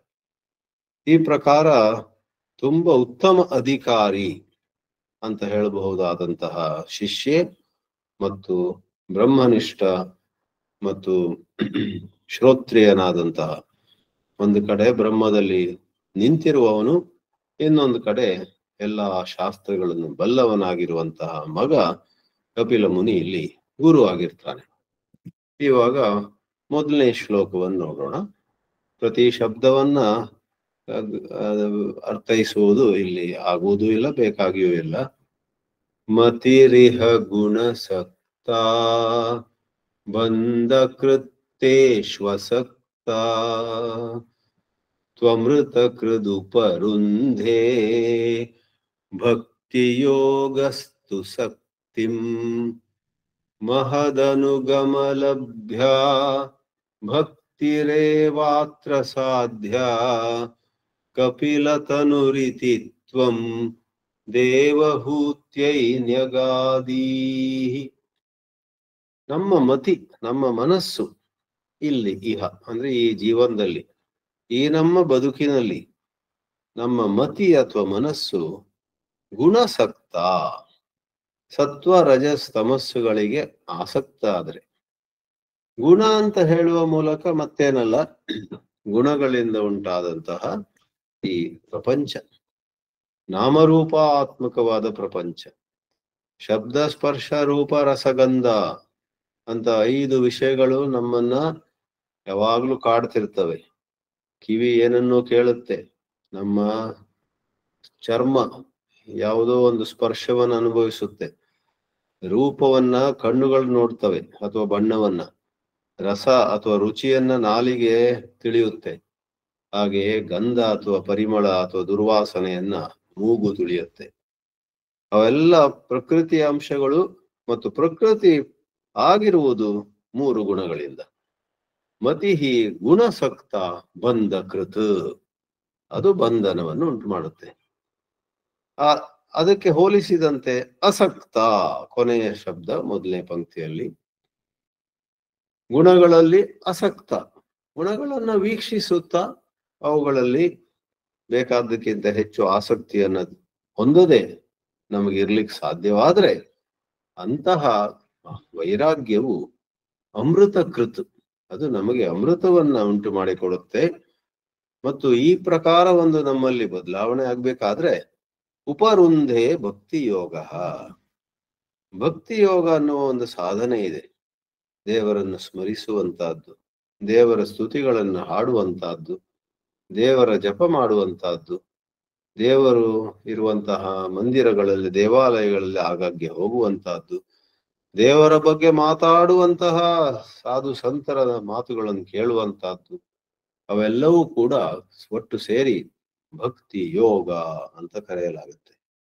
ಭಕ್ತಿ ಯೋಗವು ನಮ್ಮಲ್ಲಿ ಅತ್ಯುತ್ತಮವಾದ ವಿವೇಕ ವೈರಾಗ್ಯಗಳನ್ನ ಖಂಡಿತ ಹುಟ್ಟಿಸುತ್ತೆ. ಆ ಅತ್ಯುತ್ತಮ ವಿವೇಕ ವೈರಾಗ್ಯಗಳಿಂದ ಯಾವ ಗುಣಗಳು, ಯಾವ ಶಬ್ದ ಸ್ಪರ್ಶಾದಿ ವಿಷಯಗಳು ಮೊದಲು ನಮ್ಮನ್ನ ಕಟ್ಟಿ ಹಾಕ್ತಿದ್ವೋ ಅವುಗಳು ಆ ಪ್ರಕಾರ ನಮ್ಮನ್ನು ಬಂಧಿಸ್ಲಿಕ್ಕೆ ಸಾಧ್ಯ ಇಲ್ಲ. ಆದ್ರಿಂದ 3ನೇ ಪಂಕ್ತಿಯಲ್ಲಿ ಕಪಿಲ ಮುನಿ ತನ್ನ ತಾಯಿಗೆ ಹೇಳ್ತಾನೆ, ಮಹತ್ ಅನುಗಮ ಲಭ್ಯ. ಈ ಭಕ್ತಿ ಎಲ್ಲಿಂದ ಸಿಗುತ್ತೆ? ಅಮೆಝಾನ್ ನಲ್ಲಿ ಡೌನ್ಲೋಡ್ ಮಾಡ್ಬೋದಾ, ಆರ್ಡರ್ ಮಾಡ್ಬೋದಾ, ಅಥವಾ ಹೇಗೆ, ಎಲ್ಲಿ ಹೋಗ್ಬೇಕು? ಮಗ ಜ್ಞಾನಿ ಹೇಳ್ತಾನೆ, ಲಭ್ಯ. ಭಕ್ತಿ ಸಿಗುವುದು ಎಲ್ಲಿ ಅಂದ್ರೆ ಮಹತ್ ಅನುಗಮ, ಮಹಾತ್ಮರ ನಿಜವಾದ ಸಾಧು ಸಂತರ ಬಳಿ ನೀವು ಇದ್ರೆ ಆಗ ನಿಮ್ಗೆ ಭಕ್ತಿ ಸಿಗುತ್ತೆ. ನಿಮ್ಮ ಹೃದಯದಲ್ಲಿ ಅದು ಉದ್ಭವಿಸಿ ಒಳ್ಳೆ ಚಂದವಾಗಿ ಪ್ರಕಟವಾಗುತ್ತೆ. ಆದ್ರಿಂದ ಭಕ್ತಿಯನ್ನ ಬೋಧಿಸುತ್ತಾ 1ನೇ ಶ್ಲೋಕದಲ್ಲಿ ಕಪಿಲ ಮುನಿ ತನ್ನ ಸಂದೇಶ ಕೊಡ್ತಾನೆ. ಇದು ಕಪಿಲ ಮುನಿ ದೇವಹೂತಿಗೆ ಹೇಳಿದ ಮಾತಾದರೂ ಕೂಡ ಈ ಶ್ಲೋಕದ ಕೊನೆಯಲ್ಲಿ ನಾವು ತಿಳಿತೀವಿ, ನಾರಾಯಣ ಭಟ್ಟತಿರಿ ಮಹಾವಿಷ್ಣುವಿಗೆ ಹೇಳುವ ಮಾತಿದು. ಕಥೆಯೊಳಗೆ ಕತೆ. ನಾರಾಯಣ ಭಟ್ಟತಿರಿ ಮಹಾವಿಷ್ಣುವನ್ನ ಸಂಬೋಧಿಸಿ ಹೇಳ್ತಾ ಇದ್ದಾನೆ. ನೋಡಿ 4ನೇ ಪಂಕ್ತಿ, ಕಪಿಲ ತನುಹು ತ್ವಂ. ನೀನು ಕಪಿಲ ಮುನಿಯ ರೂಪದಲ್ಲಿ ಆ ಶರೀರವನ್ನು ಧರಿಸಿ ತಾಯಿಯಾದ ದೇವಹೂತಿಗೆ, ದೇವಹೂತ್ಯೈ ಇತಿ ನೆಗಾದೀಹಿ, ಈ ಮೇಲಿನಂತೆ ಹೇಳಿದಿ. ನೀನು ನಿನ್ನ ತಾಯಿಗೆ ಈ ಪ್ರಕಾರ ಉಪದೇಶ ಕೊಟ್ಟೆ, ಓ ಮಹಾವಿಷ್ಣುವೆ. ಏನದು? ಗುಣಗಳಲ್ಲಿ ಆಸಕ್ತಿ ಆದ್ರೆ ಬಂಧನ, ಗುಣಗಳನ್ನ ಸಾಕ್ಷಿ ಭಾವದಿಂದ ನೋಡುವ ಸಾಮರ್ಥ್ಯವನ್ನು ಬೆಳೆಸಿಕೊಂಡ್ರೆ ಮುಕ್ತಿ. ಆ ಮುಕ್ತಿ ಆಗ್ಬೇಕಾದ್ರೆ ಬೇಕಾಗುವ ವೈರಾಗ್ಯ ಭಕ್ತಿಯಿಂದ ಸಿಗುತ್ತೆ. ಆ ಭಕ್ತಿಯು ಮಹಾತ್ಮರ ಸಹವಾಸದಿಂದ ಸಿಗುತ್ತೆ ಅಂತ ಇಷ್ಟೊಂದು ವಿಷಯವನ್ನ ಓ ವಿಷ್ಣುವೇ ನೀನು ಕಪಿಲಾವತಾರದಲ್ಲಿ ತಾಯಿ ದೇವಹೂತಿಗೆ ಹೇಳಿದಿ. ನ್ಯಗಾದಿ ಅಂದ್ರೆ ಉಕ್ತವಾನ್, ಉಕ್ತವಾನ್ ನೀನು, ಉಕ್ತವಾನನಿ ಪ್ರೋಕ್ತವಾನ್ ಅಂತ ಹೇಳಿ ನೀನು ಇದನ್ನೆಲ್ಲ ಹೇಳಿದ್ದಿ ಅಂತ. ಹಾಗೆ ಮುಂದೆ ಹೋಗುತ್ತಾ ಈ ಪ್ರಕೃತಿ ಅಂದ್ರೆ ಏನು, ಈ ಪ್ರಕೃತಿಯಲ್ಲಿ ಏನೆಲ್ಲ ಇದೆ, 3 ಗುಣಗಳಲ್ಲದೆ ಬೇರೆ ಯಾವ್ದು ರೀತಿಯಲ್ಲಿ ಹೇಳಲಿಕ್ಕೆ ಬರುತ್ತಾ? ಪ್ರಕೃತಿ ಮಹದಹಂಕಾರಾಶ್ಚ ಮಾತ್ರಾಶ್ಚ ಭೂತಾನ್ಯಪಿ ಹೃದಪಿ ದಶಾಕ್ಷಿ ಪುರುಷ ಪಂಚವಿಂಶಃ ಇತಿ ವಿದಿತ ವಿಭಾಗೋ ಮುಚ್ಯತೆ ಸೌ ಪ್ರಕೃತ್ಯಾ ಕಪಿಲತನುರಿತಿ ತ್ವಂ ದೇವಹೂತ್ಯೈ ನ್ಯಗಾದೀಹಿ. ಹೇ ಮಹಾವಿಷ್ಣುವೇ, ಹೇ ಶ್ರೀಕೃಷ್ಣನೇ, ಹೇ ಗುರುವಾಯೂರಪ್ಪನೇ, ನೀನು ತಾಯಿ ದೇವಹೂತಿಗೆ ಇತಿ ಈ ರೀತಿಯಲ್ಲಿ ಹೇಳಿದ್ದಿ. ತ್ವಂ ನ್ಯಗಾದೀಹಿ. ಪ್ರಕೃತಿ ಅಂದ್ರೆ ಮತ್ತೇನಲ್ಲ, ಒಂದು ಮಹತ್ತತ್ವ ಇದೆ, ಒಂದು ಅಹಂಕಾರ ಅನ್ನುವಂತಹ ತತ್ವ ಇದೆ, ಪಂಚಮಾತ್ರಗಳು ಅಂತಿವೆ, ಪಂಚಭೂತಾನಿ ಭೂತಗಳಂತಿದೆ, ಆಕಾಶ ವಾಯು ಅಗ್ನಿ ಜಲ ಪೃಥ್ವಿ ಇತ್ಯಾದಿ. ಮತ್ತು ಹೃದ್ ಅಂದ್ರೆ ಅಂತಃಕರಣ, ಮನಸ್ಸು ಬುದ್ಧಿ ಚಿತ್ತ ಅಹಂಕಾರ. ದಶ ಅಕ್ಷಿ ಅಂದ್ರೆ 10 ಇಂದ್ರಿಯಗಳು, 5 ಕರ್ಮೇಂದ್ರಿಯಗಳು, 5 ಜ್ಞಾನೇಂದ್ರಿಯಗಳು. ಇವೆಲ್ಲ ಸೇರಿಸಿದ್ರೆ 24 ಆಗುತ್ತೆ. ಮತ್ತೆ ಇವೆಲ್ಲವನ್ನು ಬೆಳಗುವಂತಹ ಚೈತನ್ಯ ತತ್ವವು ಪುರುಷ, ಅದು ಪಂಚವಿಂಶ ಅಂದ್ರೆ 25ನೇದು. ಒಂದು ಕಡೆ ಚತುರ್ವಿಂಶತಿ 24 ಅಂಶಗಳಿಂದ ಉಂಟಾದಂತಹ ಪ್ರಕೃತಿ, ಇನ್ನೊಂದು ಕಡೆ ಪುರುಷ ಈ ಪ್ರಕೃತಿ ಮಧ್ಯದಲ್ಲಿದ್ದು ಪ್ರಕೃತಿಯ ಜೊತೆ ತಾದಾತ್ಮ್ಯ, ಇದೇ ನಾನು, ನಾನೇ ಇದು ಅಂತ. ನೀವು ಒಂದು ಕಾನ್ಕೇವ್ ಮಿರರ್ ಎದುರು ನಿಂತ್ಕೊಳ್ಳಿ. ಕಾನ್ಕೇವ್ ಅಂದ್ರೆ ನಿಮ್ನ ದರ್ಪಣ ಅಂತ ಅದಕ್ಕೆ. ಆ ಕಾನ್ಕೇವ್ ಮಿರರ್ ಎದುರು, ನಿಮ್ನ ದರ್ಪಣದಲ್ಲಿ ಎದುರು ನಿಂತಾಗ ನೀವು ತುಂಬಾ ತೆಳ್ಳಗೆ ತೋರ್ತೀರ ಅಲ್ಲ, ಕಾನ್ಕೇವ್ ಅಂದ್ರೆ ದಪ್ಪ ತೋರ್ತೀರ, ತುಂಬಾ ದಪ್ಪ ತೋರ್ಬಿಡ್ತೀರ. ಅಲ್ಲಿ ತೋರುವ ದಪ್ಪ ಆಗಿರುವಂತಹದ್ದನ್ನ ಅಯ್ಯೋ ನಾನು ಇಷ್ಟು ದಪ್ಪ ಆಗಿದ್ದೀನಿ ಅಂತ. ಕಾನ್ವೆಕ್ಸ್ ಮಿರರ್ ಅಲ್ಲಿ ಅದರ ವಿರುದ್ಧವಾದಂತಹ ಉಬ್ಬಿರುವಂತಹ ಪೀನದರ್ಪಣ ಅಂತೇವೆ. ಪೀನದರ್ಪಣದ ಎದುರು ನಿಂತ್ರೆ ತುಂಬಾ ತೆಳ್ಳಗೆ ತೋರ್ತೀರ, ಅದೆರಡು ಸುಳ್ಳು. ಆ ರೀತಿಯಲ್ಲಿ ಈ ಪ್ರಕೃತಿಯ ಮಧ್ಯದಲ್ಲಿ ಇವುಗಳು ನಾನು ನಾನು ಇವುಗಳು ಅಂತ ಭಾವಿಸಿದಾಗ ನಾವು ಸಿಕ್ಕಾಕೊಳ್ತೀವಿ. ವಿದಿತ ವಿಭಾಗ, ಪ್ರಕೃತಿ ಮತ್ತು ಪುರುಷ ಇವರ ವಿಭಾಗವನ್ನ ಸ್ಪಷ್ಟವಾಗಿ ಅರಿತುಕೊಂಡ್ರೆ ಮುಚ್ಚತೆ ಅಸೌ, ಪ್ರಕೃತಿಯಿಂದ ನಾವು ಮುಕ್ತರಾಗ್ತೀವಿ. ಆದ್ರಿಂದ ನಾವು ಬರೇ ಗ್ರಂಥಜ್ಞಾನ, ಬರೇ ಪುಸ್ತಕ ಜ್ಞಾನ ತಿಳ್ಕೊಳ್ಳೋಕ್ಕಿಂತ ಹೆಚ್ಚಾಗಿ ಅಲ್ಲೊಮ್ಮೆ ಇಲ್ಲೊಮ್ಮೆ 2 ನಿಮಿಷ ಸುಮ್ಮನೆ ಇದ್ದು ವಿವೇಕವನ್ನು ಅಭ್ಯಸಿಸ್ಬೇಕು. ಇಲ್ಲಿ ಇವಾಗ ನನಗೆ ಹೀಗೂ ಮಾಡ್ಲಿಕ್ಕೆ ಬರುತ್ತೆ, ಹಾಗೂ ಮಾಡ್ಲಿಕ್ಕೆ ಬರುತ್ತೆ. ಯಾವುದು ಮಾಡೋದ್ರಿಂದ ನಿಜವಾದ ಹಿತ ಇದೆ, ಯಾವುದನ್ನು ಮಾಡೋದ್ರಿಂದ ಕೂಡಲೇನೋ ಸುಖ ಸಿಗುತ್ತೆ, ಆದ್ರೆ ಮುಂದೆ ಹೋಗಿ ಬಂಧನ ಆಗುತ್ತೆ. ಯಾವುದು ನನಗೆ ನಿಜವಾಗಿ ಶಕ್ತಿಯನ್ನ ಹೆಚ್ಚಿಸಲಿಕ್ಕೆ ಕಾರಣವಾಗುತ್ತೆ, ಯಾವುದರಿಂದ ಬರೇ ದೌರ್ಬಲ್ಯ ಹೆಚ್ಚಾಗುತ್ತಾ ಹೋಗುತ್ತೆ ಇತ್ಯಾದಿಯಾಗಿ ವಿವೇಕವನ್ನು ಮಾಡುತ್ತಾ 10 ಪುಸ್ತಕಗಳನ್ನು ಓದಿರ್ಬಹುದು, 100 ಪುಸ್ತಕಗಳನ್ನು ಓದಿರ್ಬಹುದು, ಆದ್ರೆ ನಿಜವಾದ ಜೀವನದಲ್ಲಿ ವಿವೇಕವನ್ನು ನಾವು ಅಭ್ಯಸಿಸದಿದ್ರೆ ಆಗ ಬಂಧನ ಉಂಟಾಗುತ್ತೆ. ಆದ್ರಿಂದ ಈ ಶ್ಲೋಕದಲ್ಲಿ ಮತ್ತೇನಲ್ಲ, ಕಪಿಲತನು, ಕಪಿಲನ ರೂಪದಲ್ಲಿರುವಂತಹ ಮಹಾವಿಷ್ಣು, ಗುರುವಾಯೂರಪ್ಪ, ಶ್ರೀಕೃಷ್ಣ, ಶ್ರೀರಾಮ, ಅವನು ಈ ಶ್ಲೋಕದಲ್ಲಿ ತಾಯಿಗೆ ಪ್ರಕೃತಿಯ ಕೆಲವು ರಚನೆಯನ್ನ ಏನೆಲ್ಲ ಇದೆ, ವಾಟ್ ಈಸ್ ಪ್ರಕೃತಿ ಮೇಡ್ ಆಫ್ ಅನ್ನೋದು ತಿಳಿಸಿದಾಗಾಯ್ತು. ಮತ್ತೆ ಮುಂದೆ ಹೋಗುತ್ತಾ ಪ್ರಕೃತಿಗತ ಗುಣೌಘೈಹಿ ನಾಜ್ಯತೆ ಪುರುಷೋಯಂ ಯದಿ ತು ಸಜತಿ ತಸ್ಯಾಂ ತದ್ಗುಣಾಸ್ತಂ ಭಜೇರನ್ ಮದನುಭಜನ ತತ್ವ ಆಲೋಚನೈ ಸಾಪ್ಯಪೇಯಾತ್ ಕಪಿಲತನುರಿತಿ ತ್ವಂ ದೇವಹೂತ್ಯೈನ್ಯಗಾದೀ. ಪ್ರಕೃತಿಯಲ್ಲಿರುವಂತಹ ಗುಣ ರಾಶಿಗಳು, ಗುಣೌಘ, ಓಘ ಅಂದ್ರೆ ರಾಶಿ, ಗುಣ ರಾಶಿಗಳಿಂದ ನ ಅಜ್ಯತೆ ಪುರುಷ, ಒಬ್ಬ ವಿವೇಕಿಯಾದವನು ಅವುಗಳಿಗೆ ಆಸಕ್ತನಾಗುವುದಿಲ್ಲ. ಆದರೆ ಪ್ರಪಂಚದಲ್ಲಿ ವಿವೇಕಿಗಳು ಬಹಳ ಕಡಿಮೆ. ಯದಿತು ಸಜತಿ, 100ಕ್ಕೆ 99 ಜನ ಏನದು ಉರಿಯುತ್ತಿರುವ ಜ್ವಾಲೆಯ ಕಡೆ ಕೆಲವು ಕೀಟಗಳು ವೇಗದಿಂದ ಆ ಬೆಂಕಿಯ ಕಡೆ ಓಡುತ್ತಾ ಬೆಂಕಿಗೆ ಬಿದ್ದು ಸತ್ತೇ ಹೋಗ್ತವೆ. ಆ ಪ್ರಕಾರ ನಾವು ನೀವಿರುವಂತಹದ್ದು. ಗೊತ್ತಿದ್ದು ನಾವು ಬಂಧನಕ್ಕೀಡಾಗ್ತೀವಿ.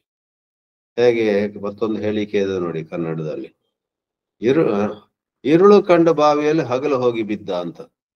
ಕತ್ತಲೆಯಲ್ಲಿ ನೋಡಿದ್ನಂತೆ, ಅಲ್ಲಲ್ಲ ಇಲ್ಲೊಂದು ಬಾವಿ ಇದೆ, ಅದಕ್ಕೆ ಗೋಡೆಗಳಿಲ್ಲ, ತೆರೆದ ಓಪನ್ ವೆಲ್ ಇದೆ, ಶಿವ ಈ ಕಡೆಯಿಂದ ಹೋಗೋಣ ಅಂತ ರಾತ್ರಿ ಅವಾಯ್ಡ್ ಮಾಡಿದ್ದೆ ಈತ. ಬಟ್ ಹಗಲು ಸೀದಾ ಹೋಗಿ ಅದ್ರೊಳಗೆ ಬೀಳ್ತಾನಂತೆ. ಆ ರೀತಿ ಇರತಕ್ಕಂಥದ್ದು ನಮ್ಮ ವಿವೇಕ.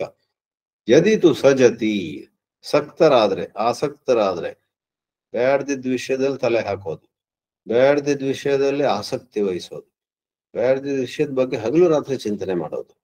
ಹಾಗೆ ಮಾಡಿದಾಗ ತದ್ಗುಣಾಹ ತಂ ಭಜೇರನ್, ಆ ಗುಣಗಳೆಲ್ಲ, ಆ ವಿಷಯದಲ್ಲಿರುವ ಗುಣಗಳೆಲ್ಲ ಈ ಸಾಧಕನನ್ನ ಆವರಿಸಿ ಬಿಡ್ತವೆ. ಅವನಲ್ಲಿ ಮತ್ತಷ್ಟು ಹೆಚ್ಚು ಆ ವಿಷಯಗಳಲ್ಲಿ ರುಚಿ ಬರುತ್ತೆ. ಆದ್ರೆ 3ನೇ ಪಂಕ್ತಿ ನಮ್ಮೆಲ್ಲರಿಗೂ ಸಾಧನೆಗೆ ಸಹಾಯಕವಾದದ್ದು. ಮಹಾವಿಷ್ಣು ಕಪಿಲನ ಅವತಾರದಲ್ಲಿ ದೇವಹೂತಿಗೆ ಏನ್ ಹೇಳ್ತಾನೆ, ಮದ್ ಅನುಭಜನ ತತ್ವ ಆಲೋಚನೈಹಿ, ಸತತವಾಗಿ, ಅಂದ್ರೆ ಸತತವಾಗಿ, ಅನುಭಜನ ಸತತವಾಗಿ ನನ್ನನ್ನು ಭಜಿಸುತ್ತಾ, ನಾವು ಎಷ್ಟೇ ಬ್ಯುಸಿ ಇರ್ಲಿ, ಅಲ್ಲೊಂದ್ 2 ನಿಮಿಷ, ಇಲ್ಲೊಂದ್ 3 ನಿಮಿಷ ಸಣ್ಣ ಬ್ರೇಕ್ ತಕೊಂಡು, ಎಷ್ಟೋ ಬಾರಿ ನಮ್ಗೆ ಆಯಾಸ ಆದಾಗ ಹರ ಹರ ಮಹಾದೇವ್ ಅಂತ ವಿಶ್ರಾಂತಿ ಮಾಡ್ತೀವಿ. ವಿಶ್ರಾಂತಿ ಬೇಕು ಶರೀರಕ್ಕೆ, ಆದ್ರೆ ಅಲ್ಲೊಮ್ಮೆ ಇಲ್ಲೊಮ್ಮೆ ವಿಶ್ರಾಂತಿ ಮಾಡುವ ಬದಲು ಸ್ವಲ್ಪ ಕುಳಿತುಕೊಂಡು ದೇವರ ಸ್ಮರಣೆ ಮಾಡಬೇಕು. ಅನುಭಜನ, ಅಲ್ಲೊಮ್ಮೆ ಇಲ್ಲೊಮ್ಮೆ ಕಾಫಿ ಅಥವಾ ಟೀ ಬ್ರೇಕ್ ತಗೊಳ್ಳೋ ಬದಲು ಜಪ ಬ್ರೇಕ್, ಭಜನ ಬ್ರೇಕ್, ಚಿಂತನ ಬ್ರೇಕ್, ಸ್ತೋತ್ರ ಬ್ರೇಕ್, ಏನನ್ನು ಹಾಡುವುದು, ಇಡೀ ಹಾಡ್ಲಿಕ್ಕೆ ಸಮಯ ಇಲ್ಲ, ಆದ್ರೆ 2 ಶ್ಲೋಕ ಆದ್ರೂ ಹಾಡಿ. ಅಚ್ಯುತಾಷ್ಟಕ ಅಂತಿದೆ, 8 ಶ್ಲೋಕಗಳಿವೆ. ನಿಮ್ಮ ಹತ್ರ 2 ನಿಮಿಷ ಇದೆ. ಹೌದು, ಅಚ್ಯುತಾಷ್ಟಕ ಹಾಡೋ ಮನ್ಸಿದೆ, ಆದ್ರೆ 2 ನಿಮಿಷದಲ್ಲಿ ಮತ್ತೆ ಕೆಲ್ಸಕ್ಕೆ ಹೋಗ್ಬೇಕು. ಸ್ವಲ್ಪ ಕೂತ್ಕೊಳ್ಳಿ ಸ್ವಾಮಿ, 2 ಶ್ಲೋಕ ಹೇಳಿ. ಅಚ್ಯುತಂ ಕೇಶವಂ ರಾಮನಾರಾಯಣಂ ಕೃಷ್ಣ ದಾಮೋದರಂ ವಾಸುದೇವಂ ಹರಿಂ ಶ್ರೀಧರಂ ಮಾಧವಂ ಗೋಪಿಕಾ ವಲ್ಲಭಂ ಜಾನಕಿ ನಾಯಕಂ ರಾಮಚಂದ್ರಂ ಭಜೆ. ಅಚ್ಯುತಂ ಕೇಶವಂ ಅಂತ 1 ಅಥವಾ 2 ಶ್ಲೋಕ ಹಾಡಿದ್ರೆ ಮತ್ ಕೆಲ್ಸಕ್ಕೆ ಹೋಗಿ. ಆಮೇಲೆ ಮತ್ತೇನಾದ್ರೂ ಸ್ವಲ್ಪ ಸಮಯ ಸಿಕ್ಕಿದ್ರೆ ಅಲ್ಲಿ ಇಲ್ಲಿ ಸಾಧನೆ ಮಾಡ್ತಾ ಇದ್ದಾಗ ಒಳಗಾಗುವಂತಹ ಬದಲಾವಣೆ ಅಪಾರವಾದದ್ದು. ಮತ್ತು ಮಧ್ಯದಲ್ಲಿ ತತ್ವ ಆಲೋಚನ, ಸತ್ಸಂಗದಲ್ಲಿ ನಾವು ಕೇಳಿರುವ ಮಾತನ್ನ ಆಲೋಚಿಸಿದ್ರೆ ಆಗ ಸಾ ಅಪಿ ಅಪೇಯಾತ್. ಅಪೇಯಾತ್ ಅಂದ್ರೆ ಅಪಗಚ್ಚೇತ್. ನಮ್ಮನ್ನ ಹೊಕ್ಕಿರುವಂತಹ, ನಮ್ಮ ಒಳಗೆ ಪ್ರವೇಶ ಮಾಡಿರುವಂತಹ ಆ ಪ್ರಕೃತಿಯ ಗುಣಗಳು, ಆ ಮಾಯೆ ನಮ್ಮನ್ನ ಸೆರೆ ಹಿಡಿದಿರುತ್ತೆ. ಆ ಮಾಯೆ, ಸಾ ಅಂತ ಸ್ತ್ರೀಲಿಂಗ ಯಾಕಿದೆ ಅಲ್ಲಿ ಅಂದ್ರೆ ಪ್ರಕೃತಿ ಶಬ್ದ ಸ್ತ್ರೀಲಿಂಗ. ಸಾ ಪ್ರಕೃತಿ ಅಪಿ ಅಪೇಯಾತ್, ಹೊರಟೋಗುತ್ತೆ. ಯಾವ ಭೂತ ನಮ್ಮೊಳಗೆ ಬಂದಿತ್ತೋ ಆ ಭೂತ ಇಲ್ಲಪ್ಪ ಇನ್ನು 1 ದಿವಸ 1 ಕ್ಷಣವೂ ಇಲ್ಲಿ ಇರೋದಿಲ್ಲ ಅಂತ ಹೊರಟೋಗುತ್ತೆ. ಈ ಪ್ರಾಪಂಚಿಕ ಜೀವನ ಅನ್ನೊಂದು ಮತ್ತೇನಲ್ಲ, ಭೂತ ನಮ್ಮೊಳಗೆ ಪ್ರವೇಶ ಮಾಡಿದ ಹಾಗೆ. ಆದ್ರಿಂದ ನಮಗೆ ಭೂತೋಚ್ಚಾಟನೆ ಮಾಡ್ಬೇಕು, ಭೂತವನ್ನ ಹೊರಗೆ ದೂಡಿ ಓಡಿಸ್ಬೇಕು, ಮತ್ತೆ ಬರಬೇಡ ನೀನು ಅಂತ. ಹಾಗೆ ಮಾಡ್ಬೇಕಾದ್ರೆ ಬೇಕಾಗಿರೋದು ಈಶ್ವರ ಅಥವಾ ದೇವರ ಅನುಭಜನ. ನಾರಾಯಣ ಭಟ್ಟತಿರಿ ಮಹಾವಿಷ್ಣುವಿಗೆ ಹೇಳ್ತಾನೆ, ಕಪಿಲತನುವಾಗಿ ನೀನು ಬಂದಾಗ ತಾಯಿಯಾದ ದೇವಹೂತಿಗೆ ಇದೆಲ್ಲ ಹೇಳಿದ್ಯಪ್ಪ ಅಂತ ನಿನಗೆ ನನ್ನ ನಮಸ್ಕಾರ ಅನ್ನುವಂತ ಒಂದು ಸಂದರ್ಭ. ಹಾಗೆಯೇ 4ರಲ್ಲಿ ಹಾರಿದ್ನ 4 ವಿಮಲಮತಿರುಪಾತ್ತೈ ಆಸನಾದ್ಯೈರ್ಮದಂಗಂ ಗರುಡ ಸಮಧಿರೂಢಂ ದಿವ್ಯಭೂಷಾಯುಧಾಂಕಂ ರುಚಿತುಲಿತತಮಾಲಂ ಶೀಲಯೇತ ಅನುವೇಲಂ ಕಪಿಲತನುರಿತಿ ತ್ವಂ ದೇವಹೂತ್ಯೈನ್ಯಗಾದೀ.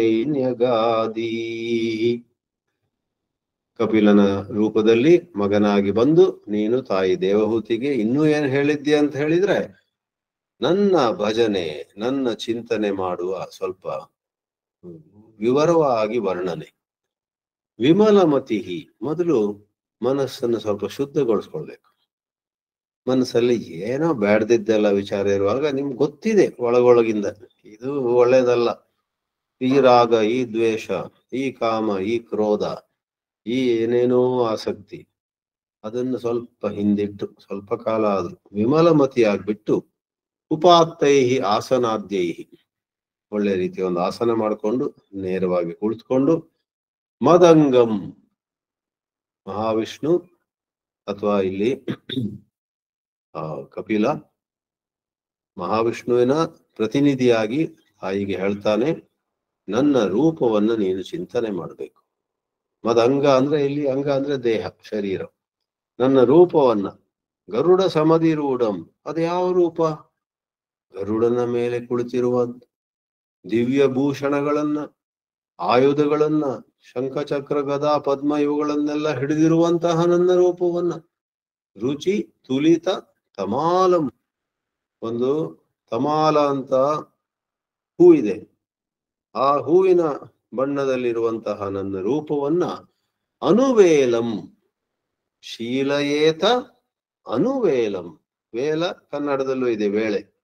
ವೇಳೆ ಅಂದ್ರೆ ಕಾಲ.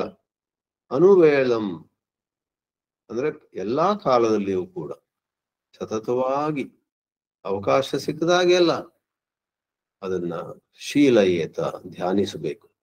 ಅದರಿಂದ ಇಲ್ಲಿ ಸಾಕಾರ ವರ್ಣನೆ, ನಿರಾಕಾರ ಅಲ್ಲ, ನಿರ್ಗುಣ ಅಲ್ಲ, ಅದು ವೇದಾಂತದಲ್ಲಿ ಬರುತ್ತೆ. ಭಕ್ತಿ ಮಾರ್ಗದಲ್ಲಿ ಸಾಕಾರ ವರ್ಣನೆ. ಮಹಾವಿಷ್ಣು ನಿಮ್ಮ ಪಕ್ಕದಲ್ಲೇ ನಿಂತಿರುವ ಹಾಗೆ, ಅಥವಾ ಮಹಾವಿಷ್ಣು ಮಲಗಿದ್ದಾನೆ, ನೀವು ಅವನ ಹಾಸಿಗೆ ಬಳಿ ಕೈ ಮುಗಿದು ನಿಂತಿದ್ದೀರಾ. ಆ ಪ್ರಕಾರವಾಗಿ ಭಾವಿಸಬೇಕು, ಊಹಿಸಬೇಕು. ಮಹಾವಿಷ್ಣುವಿನ ಜೊತೆ ಭಕ್ತಾದಿಗಳಿದ್ದಾರೆ. ಅವರೆಲ್ಲ ಯಾವಾಗ ಸೇರಿದ್ರೋ ಗೊತ್ತಿಲ್ಲ. ನೀವು 10 ನಿಮಿಷ ಲೇಟ್ ಆಗಿ ಬಂದಿದ್ದೀರ, ಅವರೆಲ್ಲ ಬಂದಾಯ್ತು. ಅಯ್ಯೋ, ಒಳಗೆ ಹೋಗಿ ಸ್ವಲ್ಪ ಜಾಗ ಸಿಗ್ತದ. ಅದೃಷ್ಟವಶಾತ್ ನಿಮಗೂ ಕೂಡ ದೇವರ ಹತ್ರದಲ್ಲೇ ಒಂದು ನಿಂತ್ಕೊಳ್ಳುವ ಜಾಗ ಸಿಕ್ತು. ಧನ್ಯನಾದೆ, ಐ ಆಮ್ ಸೋ ಬ್ಲೆಸ್ಡ್ ಅನ್ನುವ ರೀತಿಯಲ್ಲಿ ನಿಂತ್ಕೊಂಡು, ಅಲ್ಲಿ ಕೆಲವು ಮುನಿಗಳು ತಿಳಿದವರೆಲ್ಲ ಇದ್ದಾರೆ, ಅವರೇನು ಹಾಡ್ತಾ ಇದ್ದಾರೆ, ಅದನ್ನೆಲ್ಲ ಕೇಳುವಂತದ್ದು. ಇದೆಲ್ಲ ರೀತಿಯಲ್ಲಿ ಇದಕ್ಕೆ ವಿಜುವಲೈಸೇಷನ್ ಅಂತಾರೆ. ವಿಜುವಲೈಸ್, ಮನಸ್ಸಿಗೆ ಆ ಒಂದು ಸನ್ನಿವೇಶವನ್ನ, ಆ ಒಂದು ಸಂದರ್ಭವನ್ನ, ಆ ಪ್ರಕಾರವಾದ ಒಂದು ಪರಿಸ್ಥಿತಿಯನ್ನ ಮನಸ್ಸಿಗೆ ತಂದುಕೊಂಡು ಶೀಲಯೇತ, ಅದನ್ನು ಅಭ್ಯಸಿಸಬೇಕು. ಶೀಲನ, ಅನುಶೀಲನ ಅಂದ್ರೆ ಅಭ್ಯಾಸ ಮಾಡುವಂತಹದ್ದು. ಮಾಡಿ ನೋಡಿ, ನಿಮ್ಮ ಎಷ್ಟೋ ಸಾಂಸಾರಿಕ ತಾಪತ್ರಯಗಳೆಲ್ಲ ಹೊರಟು ಹೋಗ್ತವೆ. ಗೊತ್ತಾಗುತ್ತೆ ಇವೆಲ್ಲ ಅನಾವಶ್ಯಕವಾಗಿತ್ತು, ಬಟ್ ಒಂದು ಭ್ರಮೆಯಲ್ಲಿ, ಒಂದು ಭ್ರಾಂತಿಯಲ್ಲಿ ನಾನು ಇವುಗಳಿಂದ ನರಳುತ್ತಿದ್ದೆ ಒಂದು ಕಾಲದಲ್ಲಿ ಅಂತ. 5ನೇ ಶ್ಲೋಕದಲ್ಲೂ ಕೂಡ ಆ ಭಕ್ತಿಯನ್ನ ನಮ್ಮಲ್ಲಿ ಎಬ್ಬಿಸುವುದು ಹೇಗೆ. ಭಕ್ತಿ ನನ್ನಿಂದ ಆಗೋದಿಲ್ಲಪ್ಪ, ನಾನು ಭಕ್ತನಲ್ಲ, ನಾನು ಬಹಳ ಪ್ರಾಪಂಚಿಕ, ಹುಟ್ಟಿನಿಂದ ಹಾಗೆ ಅಂತ ನಾವು ಎಷ್ಟೋ ಬಾರಿ ನಮ್ಮನ್ನೇ ನಾವು ಅಳೆದುಕೊಳ್ತೀವಿ. ಹಾಗೆ ಯಾರು ಹೇಳಬಾರ್ದು.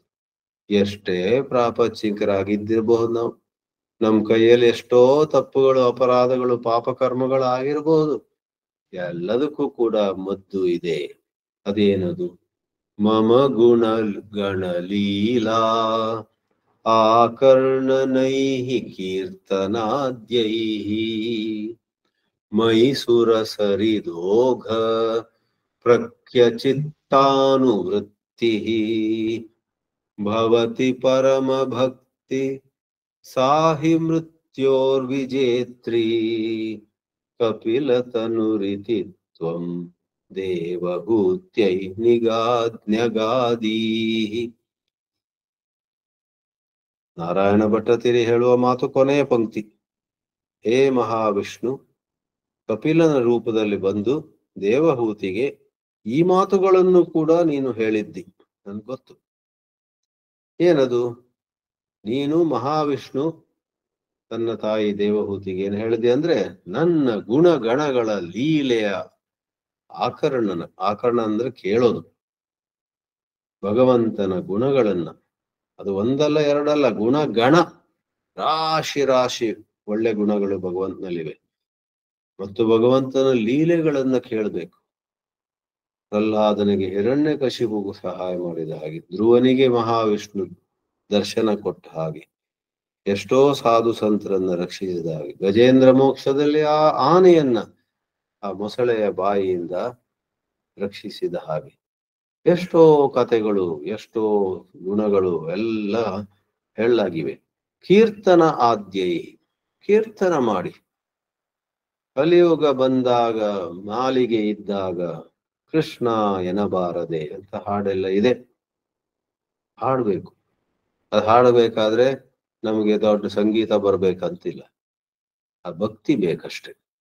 ಮೈ ಸುರ ಸರಿದ್ ಓಗ ಪ್ರಖ್ಯ ಚಿತ್ತಾನುವೃತ್ತಿ. ಸುರ ಸರಿತ್ ಅಂದ್ರೆ ನದಿ. ಸುರ ಸರಿತ್ ಅಂದ್ರೆ ದೇವನದಿ. ದೇವನದಿ ಬೇರೆ ಯಾವುದಲ್ಲ, ಗಂಗೆ. ಹೇಗೆ ಗಂಗೆ ಪ್ರವಹಿಸುತ್ತದೆಯೋ, ಅಥವಾ ಗಂಗಾದೇವಿ ಪ್ರವಹಿಸುತ್ತಾಳೋ ಎಡೆಬಿಡದೆ ಆ ಹಿಮಾಲಯದಲ್ಲಿ ಹುಟ್ಟಿ ಆ ಬಂಗಾಳ ಕೊಲ್ಲಿಯಲ್ಲಿ ಸೇರುವ ಮೊದಲು ಹೇಗೆ ಹರಿತಾಳೆ. ಕೆಲವು ಕಡೆ ಅಂತೂ ನೋಡಿದಾಗ ನಮ್ಗೆ ತುಂಬಾ ಭಾವ ನಮ್ಮ ಎದೆಯಲ್ಲಿ ಎದ್ದೇಳುತ್ತೆ. ಸುರ ಸರಿದ್ ಓಗ, ಆ ಜಲರಾಶಿ ಹರಿಯುತ್ತೆ. ಆ ಪ್ರಕಾರವಾಗಿ ನಮ್ಮಲ್ಲಿ ಹೆಚ್ಚು ಹೆಚ್ಚು ದೈವ ಭಕ್ತಿಯ ಭಾವನೆಗಳು, ವಿಚಾರಗಳು, ವೃತ್ತಿಗಳು ಹರಿಯಬೇಕು. ಅದನ್ನು ಹೋಲುವಂತಹ ಚಿತ್ತ ಅನುವೃತ್ತಿ, ಅದೇ ಮತ್ತೇನಲ್ಲ, ಅದೇ ಪರಮ ಭಕ್ತಿ ಆಗತ್ತೆ. ಭಕ್ತಿ ಅಂದ್ರೆ ಏನೇನೋ ಊಹಿಸಕ್ ಹೋಗ್ಬೇಡಿ. ಯಾವಾಗ ನಿಮ್ಮಲ್ಲಿ ಹೆಚ್ಚು ಹೆಚ್ಚು ದೇವರ ಬಗ್ಗೆ ಆಲೋಚನೆ ಬರುತ್ತೋ, ಚಿಂತನೆ ಬರುತ್ತೋ, ದೇವರ ಬಗ್ಗೆ ಏನೋ ವಿಷಯ ಬಂದಾಗ, ಮನಸ್ಸಲ್ಲಿ ಬಂದಾಗ ನಿಮಗೆ ಖುಷಿ ಆಗತ್ತೆ. ಯಾರೋ ಒಬ್ರು ಬೆಳಗ್ಗೆ ಎದ್ರಂತೆ, ಎದ್ದು ಇನ್ನು ಲೈಟ್ ಆನ್ ಮಾಡಿಲ್ಲ, ಒಂದು ಬೆಡ್ ಲ್ಯಾಂಪ್ ಏನೋ ಇತ್ತು, ಒಮ್ಮೆ ತೋರ್ತು. ನಿಂತ ಯಾರದು? ಓ, ಕೃಷ್ಣ ನಿಂತಿದ್ದಾನ ಅಂತ. ಮನೆಗದಿ ನಿನ್ ಯಾರು ನಿಂತಿಲ್ಲ ಅಲ್ಲಿ, ಅಲ್ಲಿ ಏನೋ ಒಂದು ಕಂಬ ಇತ್ತಷ್ಟೇ, ಅಲ್ಲಿ ಯಾರೋ ತಂದಿಟ್ಟಿದ್ರು ತಾತ್ಕಾಲಿಕವಾಗಿ, ಅದು ಒಂದ್ ರೀತಿ ಯಾರೋ ನಿಂತಿದ್ದಾರೆ ಅಂತ. ಆದ್ರೆ ಅವನು ಬಹಳ ಖುಷಿಯಲ್ಲಿದ್ದ, ಬ್ರೇಕ್ಫಾಸ್ಟ್ ವರೆಗೆ ಖುಷಿಯೋ ನನ್ನ ಹೆಂಡತಿಗೆ ಹೇಳಿದ್ನಂತೆ, ಇವತ್ತು ಬೆಳಿಗ್ಗೆ ಎದ್ದು ಕೂಡ್ಲೆ ಅಲ್ಲಿ ಯಾರೋ ಒಂದು ಕೋಲ ಏನೋ ಇಟ್ಟಿದಾರಲ್ಲ, ನೀವು ಇಟ್ಟಿದ್ದು ಕೋಲೋ ಕಂಬವೋ ಏನೋ, ಬಟ್ ನನಗೆ ಕೃಷ್ಣ ನಿಂತಿದ್ದಾನ ಅಂತ ಅನ್ಸ್ತು. ಅಂತ ಒಂದು ವಿಚಾರ ಬಂತಲ್ಲ ನನ್ನ ಮನಸ್ಸಿಗೆ ಅಂತ ಎಷ್ಟು ಸಂತೋಷ ಪಟ್ಟೆ. ಅದಕ್ಕೆ ಬಹಳ ನಾನು ಪ್ರಸನ್ನವಾಗಿದ್ದೀನಿ ಅಂತ ಹೆಂಡತಿ ಹೇಳಿದ್ಲು. ಹೌದು, ನೋಡ್ತಾ ಇದ್ದೆ, ಅದು ಏನ್ ಅಷ್ಟು ಸಂತೋಷವಾಗಿದ್ದೀರಂತ. ಇದರಿಂದ ಸಂತೋಷ ಆಗಿದೆಯೋ, ಬಹಳ ಒಳ್ಳೇದು ಅಂತ. A divine thought comes to us, and that thought, and the fact that we got that thought, ಆ ಥಾಟ್ ಕೂಡ ಚೆನ್ನಾಗಿದೆ. ಆಮೇಲೆ ನನಗಂತ ವಿಚಾರ ಬಂತಲ್ಲ, ನನಗೆ ಈ ಒಂದು ಆಲೋಚನೆ ಬಂತಲ್ಲ, ಬೆಳಿಗ್ಗೆ ಎದ್ಕೊಂಡು ಏನೋ ಆಲೋಚನೆ ಮಾಡ್ಬೋದಿತ್ತು, ಯಾವುದೋ ಪ್ರಾಪಂಚಿಕ ವಿಚಾರ ಆಲೋಚನೆ ಮಾಡ್ಬೋದಿತ್ತು, ಅದ್ರ ಬದಲು ಕೃಷ್ಣ ನಿಂತಿದ್ದಾನ ಮೂಲೆಯಲ್ಲಿ ಅಂತ ಒಂದು ಜಿಜ್ಞಾಸೆ ಬಂತಲ್ಲ, ಅದೇ ಸಂತೋಷ. ಅಂತದ್ದೇ ಹೆಚ್ಚು ಹೆಚ್ಚು ಆಗುತ್ತಾ ಹೋದ ಹಾಗೆ ನಮ್ಮ ಕರ್ತವ್ಯಗಳನ್ನೆಲ್ಲ ನಾವು ಪಾಲನೆ ಮಾಡ್ತಾ ಮಾಡ್ತಾ ಮಧ್ಯದಲ್ಲಿ ಸಿಕ್ಕಿದ ಫ್ರೀ ಟೈಮಲ್ಲೆಲ್ಲ ದೈವ ಚಿಂತನೆ ಹೆಚ್ಚೆಚ್ಚು ಬಂದ್ರೆ ಅದಕ್ಕೆ ಹೇಳುವುದು ಪರಮ ಭಕ್ತಿ. ನಾರಾಯಣ ಭಟ್ಟತಿರಿ ಮಹಾವಿಷ್ಣು ಅಥವಾ ಕಪಿಲ ಮುನಿಯ ಬಾಯಿಯಲ್ಲಿ ಈ ಮಾತನ್ನ ಹಾಕ್ಸ್ತಾನೆ ಈ ಶ್ಲೋಕದಲ್ಲಿ. ಅಂತಹ ಪರಮ ಭಕ್ತಿ ಮೃತ್ಯೋಹೋ ವಿಜೇತ್ರಿ, ಮೃತ್ಯುವಿನ ಮೇಲೆ ವಿಜಯವನ್ನು ಪ್ರಾಪ್ತಗೊಳಿಸಬಹುದಾದಂತಹ, ಮೃತ್ಯುವನ್ನೇ ಸಾವನ್ನೇ ಗೆಲ್ಲುವಂತಹ ಶಕ್ತಿ ಉಳ್ಳಂತಹದ್ದು. ಮೃತ್ಯೋಹೋ ವಿಜೇತ್ರಿ, ವಿಜಯಕರ್ತ್ರಿ. ಇಂಥ ಒಳ್ಳೆ ಮಾತುಗಳನ್ನ ಹೇ ಕೃಷ್ಣ ನೀನು ಕಪಿಲನ ರೂಪದಲ್ಲಿ ಬಂದು ತಾಯಿ ದೇವಹೂತಿಗೆ ಹೇಳಿದ್ದಿ. ನ್ಯಗಾದಿ ಪ್ರೋಕ್ತವಾ ವರ್ತಮಾನ ಕಾಲ, ನ್ಯಗದತ್ ಅನ್ನುವಂತಹದ್ದು ಸಾಮಾನ್ಯ ಭೂತಕಾಲ, ನ್ಯಗಾದಿ ಅನ್ನೋದು ಮತ್ತೊಂದು ರೀತಿಯ ಭೂತಕಾಲ. ಸಂಸ್ಕೃತದಲ್ಲಿ 3 ಭೂತಕಾಲಗಳಿವೆ, 2 ಭವಿಷ್ಯತ್ ಕಾಲಗಳಿವೆ, 1 ವರ್ತಮಾನ ಕಾಲ ಇದೆ. ಅದಲ್ಲದೆ 4 ಬೇರೆ ಲಕಾರಗಳು ಅಂತೇವೆ, ಆಜ್ಞಾರ್ಥಕ, ಆಶೀರ್ವಚನ ಇತ್ಯಾದಿ. ಒಟ್ಟಾದ್ರೆ 6 ಮತ್ತು 4 10 ಲಕಾರಗಳನ್ನು ಕಲಿತೀವಿ. ಅದರಲ್ಲಿ ನ್ಯಗಾದಿ ಅನ್ನೋದು ಒಂದು ಭೂತಕಾಲದ ರೂಪದ ಪ್ರಕಾರ. ಹೇಗೆ ಇಂಗ್ಲಿಷ್ ನಲ್ಲಿ ಕೂಡ simple past, past perfect, past continuous, past perfect continuous ಇತ್ಯಾದಿ ಎಲ್ಲ ಬರುತ್ತೆ. ಪಾಸ್ಟ್ ಪರ್ಫೆಕ್ಟ್ ಇದೆಲ್ಲ ಬರುತ್ತೆ. ಆ ಪ್ರಕಾರ ನ್ಯಗಾದಿ ಅಂದ್ರೆ ಪ್ರೋಕ್ತವಾನ್, ಇಮಂ ಯೋಗಂ ಪ್ರೋಕ್ತವಾನ್, ಇಮಂ ವಿವಸ್ವತೆ ಯೋಗಂ ಪ್ರೋಕ್ತವಾನ್ ಅಂತ ಗೀತೆಯಲ್ಲಿ 4ನೇ ಅಧ್ಯಾಯದಲ್ಲಿ ಬರುತ್ತೆ. ಶ್ರೀಕೃಷ್ಣ ಹೇಳ್ತಾನೆ, ನಾನು ಸೂರ್ಯನಿಗೆ ಇದನ್ನು ಮೊದಲು ಹೇಳಿದ್ದೆ. ಪ್ರೋಕ್ತವಾನ್ ಅದು ಸರಳವಾದ ಸಂಸ್ಕೃತ. ನ್ಯಗಾದಿ ಅನ್ನೋದು ಎಲ್ಲರಿಗೂ ಅರ್ಥವಾಗೋದಿಲ್ಲ. ಆದ್ರೆ ಈ ಪ್ರಕಾರ ಬಗೆ ಬಗೆಯ ಶಬ್ದಗಳನ್ನು ಉಪಯೋಗಿಸಿದಾಗ ಕೆಲವರಿಗೆ ಸ್ವಲ್ಪ ಕಷ್ಟ ಆಗ್ಬೋದು. ಇಷ್ಟೆಲ್ಲ ವಿಚಿತ್ರವಾದ ವ್ಯಾಕರಣ ಯಾಕೆ ಬರುತ್ತೆ? ಸರಳವಾಗಿ ಹೇಳ್ಬಾರ್ದ? ಸರಳವಾಗಿ ಎಲ್ಲ ತುಂಬಾ ಸರಳ ಮಾಡಿದ್ರೆ ಅದ್ರದ್ದು ಸಾಹಿತ್ಯದ ರುಚಿ, ಸಾಹಿತ್ಯದ ಒಂದು ಬಲ, ಸಾಹಿತ್ಯದಲ್ಲಿರುವಂತಹ ಒಂದು ಆಕರ್ಷಣೆ ಕಡಿಮೆ ಆಗುತ್ತೆ. ದಿನ ಒಂದೇ ಬಗೆಯ ಬಟ್ಟೆ ಉಟ್ಕೊಂಡು ಓಡಾಡ್ತಿದ್ರೆ ಹೇಗಾದೀತು? ನಾವೆಲ್ಲರೂ ಕೂಡ ಹೇಗೆ ಬೇರೆ ಬೇರೆ ಪ್ರಕಾರದ ಬಟ್ಟೆಗಳನ್ನು, ಬೇರೆ ಬೇರೆ ಪ್ರಕಾರದ ಊಟವಾಗ್ಲಿ ಎಲ್ಲವನ್ನು ವೈವಿಧ್ಯವನ್ನು ಬಯಸೋದಿಲ್ವೇ? ಆ ಪ್ರಕಾರ ಸಾಹಿತ್ಯದಲ್ಲೂ ಕೂಡ ದೇವಹೂತ್ಯೈ ಪ್ರೋಕ್ತವಾನ್ತ್ವಂ ಅಂತ ಹೇಳುವ ಬದಲು ದೇವಹೂತ್ಯೈ ನ್ಯಗಾದೀಹಿ. ನಾರಾಯಣ ಭಟ್ಟತಿರಿಯಲ್ಲಿ ಅಸಾಧಾರಣವಾದಂತಹ ಸಂಸ್ಕೃತ ಪಾಂಡಿತ್ಯ ಇತ್ತು. ಒಂದು ಕಡೆ ವಿದ್ವತ್ವ, ಮತ್ತೊಂದು ಕಡೆ ದೇವಭಕ್ತಿ, ಎರಡೂ ಇದ್ದ ನಾರಾಯಣ ಭಟ್ಟತಿರಿ ಅಸಾಮಾನ್ಯನೇ ಸರಿ.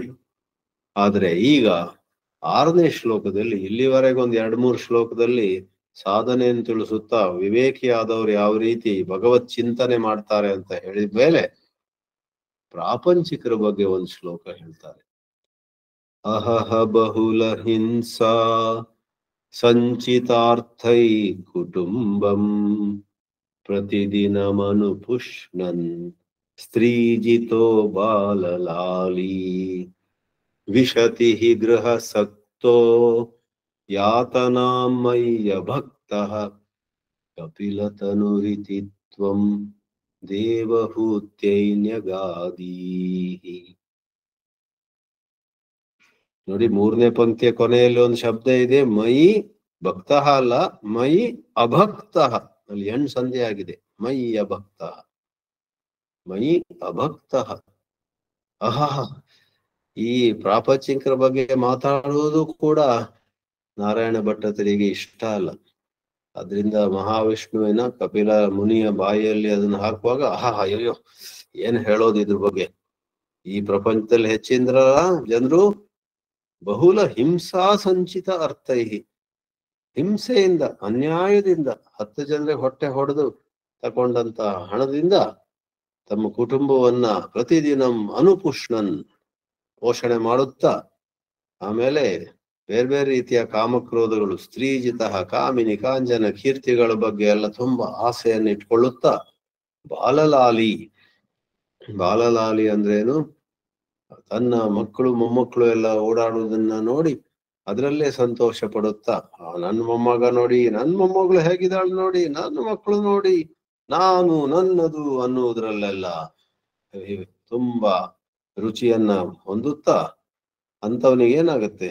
ವಿಶತಿ ಗೃಹಸಕ್ತ ಯಾತನಾ, ಸ್ವಲ್ಪ ಸುಖ ಅವನು ಅನುಭವಿಸ್ತಾನೆ, ಅದರ ಜೊತೆಗೆ ಭಯ, ಅದ್ರ ಬಗ್ಗೆ ಚಿಂತೆ, ಅದ್ರ ಬಗ್ಗೆ ಯಾವ ರೀತಿಯೆಲ್ಲ ವಿಷಾದ, ಆಮೇಲೆ ಬೇರೆ ಯಾರೋ ನನ್ಗಿಂತ ಹೆಚ್ಚು ಸಂತೋಷ ಪಡ್ತಿದ್ದಾರಂತ ಅಸೂಯೆ, ಅಥವಾ ಬೇರೆ ಯಾರೋ ನನ್ನ ಸುಖವನ್ನ ಕಿತ್ಕೊಂಡು ಹೋದ್ರು ಅಂತ ಅವ್ರ ಮೇಲೆ ಕ್ರೋಧ, ದ್ವೇಷ, ಇದೆಲ್ಲ ಬಂದಾಗ ಯಾತನೆ ಆಗುತ್ತೆ.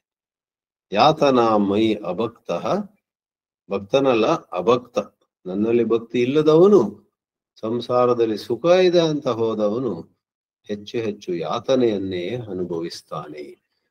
ಅವನ ಬಗ್ಗೆ ಇನ್ನು ಹೇಳುತ್ತಾ, ಯುವತಿ ಜಠರ ಖಿನ್ನೋ ಜಾತ ಬೋಧೋಪ್ಯಕಾಂಡೇ ಪ್ರಸವ ಗಲಿತ ಬೋಧ ಪೀಡಯೋಲ್ಲಂಘ್ಯ ಬಾಲ್ಯಂ ಪುನರಪಿ ಬತ ಮುಹ್ಯತ್ಯೇವ ತಾರುಣ್ಯ ಕಾಲೇ ಕಪಿಲತನುರಿತಿ ತ್ವಂ ದೇವಹೂತ್ಯೈನ್ಯಗಾದೀ.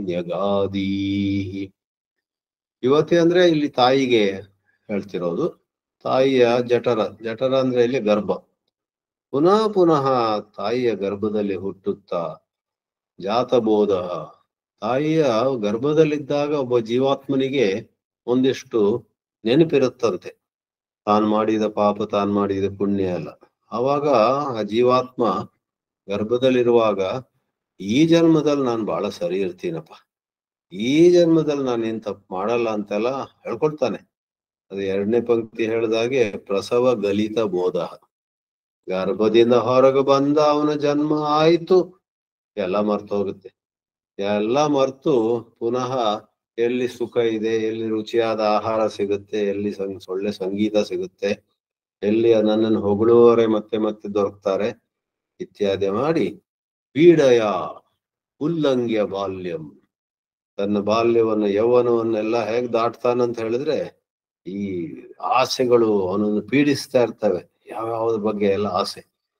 ಮತ್ತೆ ಪುನರಪಿ ಬತ ಮುಹ್ಯತಿ ಏವ ತಾರುಣ್ಯ ಕಾಲೇ, ಬಾಲ್ಯವಾಗ್ಲಿ, ತಾರುಣ್ಯ ಆಗ್ಲಿ, ಮಧ್ಯವಯಸ್ಕನಾಗ್ಲಿ, ಅಥವಾ ಕೊನೆಗೆ ವೃದ್ಧಾಪ್ಯವಾಗ್ಲಿ, ಅವನು ಬಹಿರ್ಮುಖನಾಗಿರ್ತಾನೆ. ಹೇಗೆ ಶಂಕರಾಚಾರ್ಯರು ಭಜಗೋವಿಂದ ಮಲ್ ಹೇಳ್ತಾರಲ್ಲ, ಬಾಲಸ್ತಾವತ್ ಕ್ರೀಡಾಸಕ್ತಃ ತರುಣಸ್ತಾವತ್ ತರುಣೀ ಮಗ್ನಃ ತರುಣೀ ರಕ್ತಃ ವೃದ್ಧಸ್ತಾವತ್ ಚಿಂತಾ ಮಗ್ನಃ ಪರಮೇ ಬ್ರಹ್ಮಣಿ ಕೋಪಿ ನ ಲಗ್ನಃ. ಯಾರಿಗೂ ಪರಬ್ರಹ್ಮದಲ್ಲಿ ದೇವರ ಬಗ್ಗೆ ಆಲೋಚನೆ ಇಲ್ಲ ಅಂತ ಪರಿಸ್ಥಿತಿ. ಆದ್ರಿಂದ ಈ ಪ್ರಾಪಂಚಿಕತೆ ಅನ್ನೋದು ಮೊದಲು ನಮಗ್ ತುಂಬಾ ಇಷ್ಟ ಆಗುತ್ತೆ.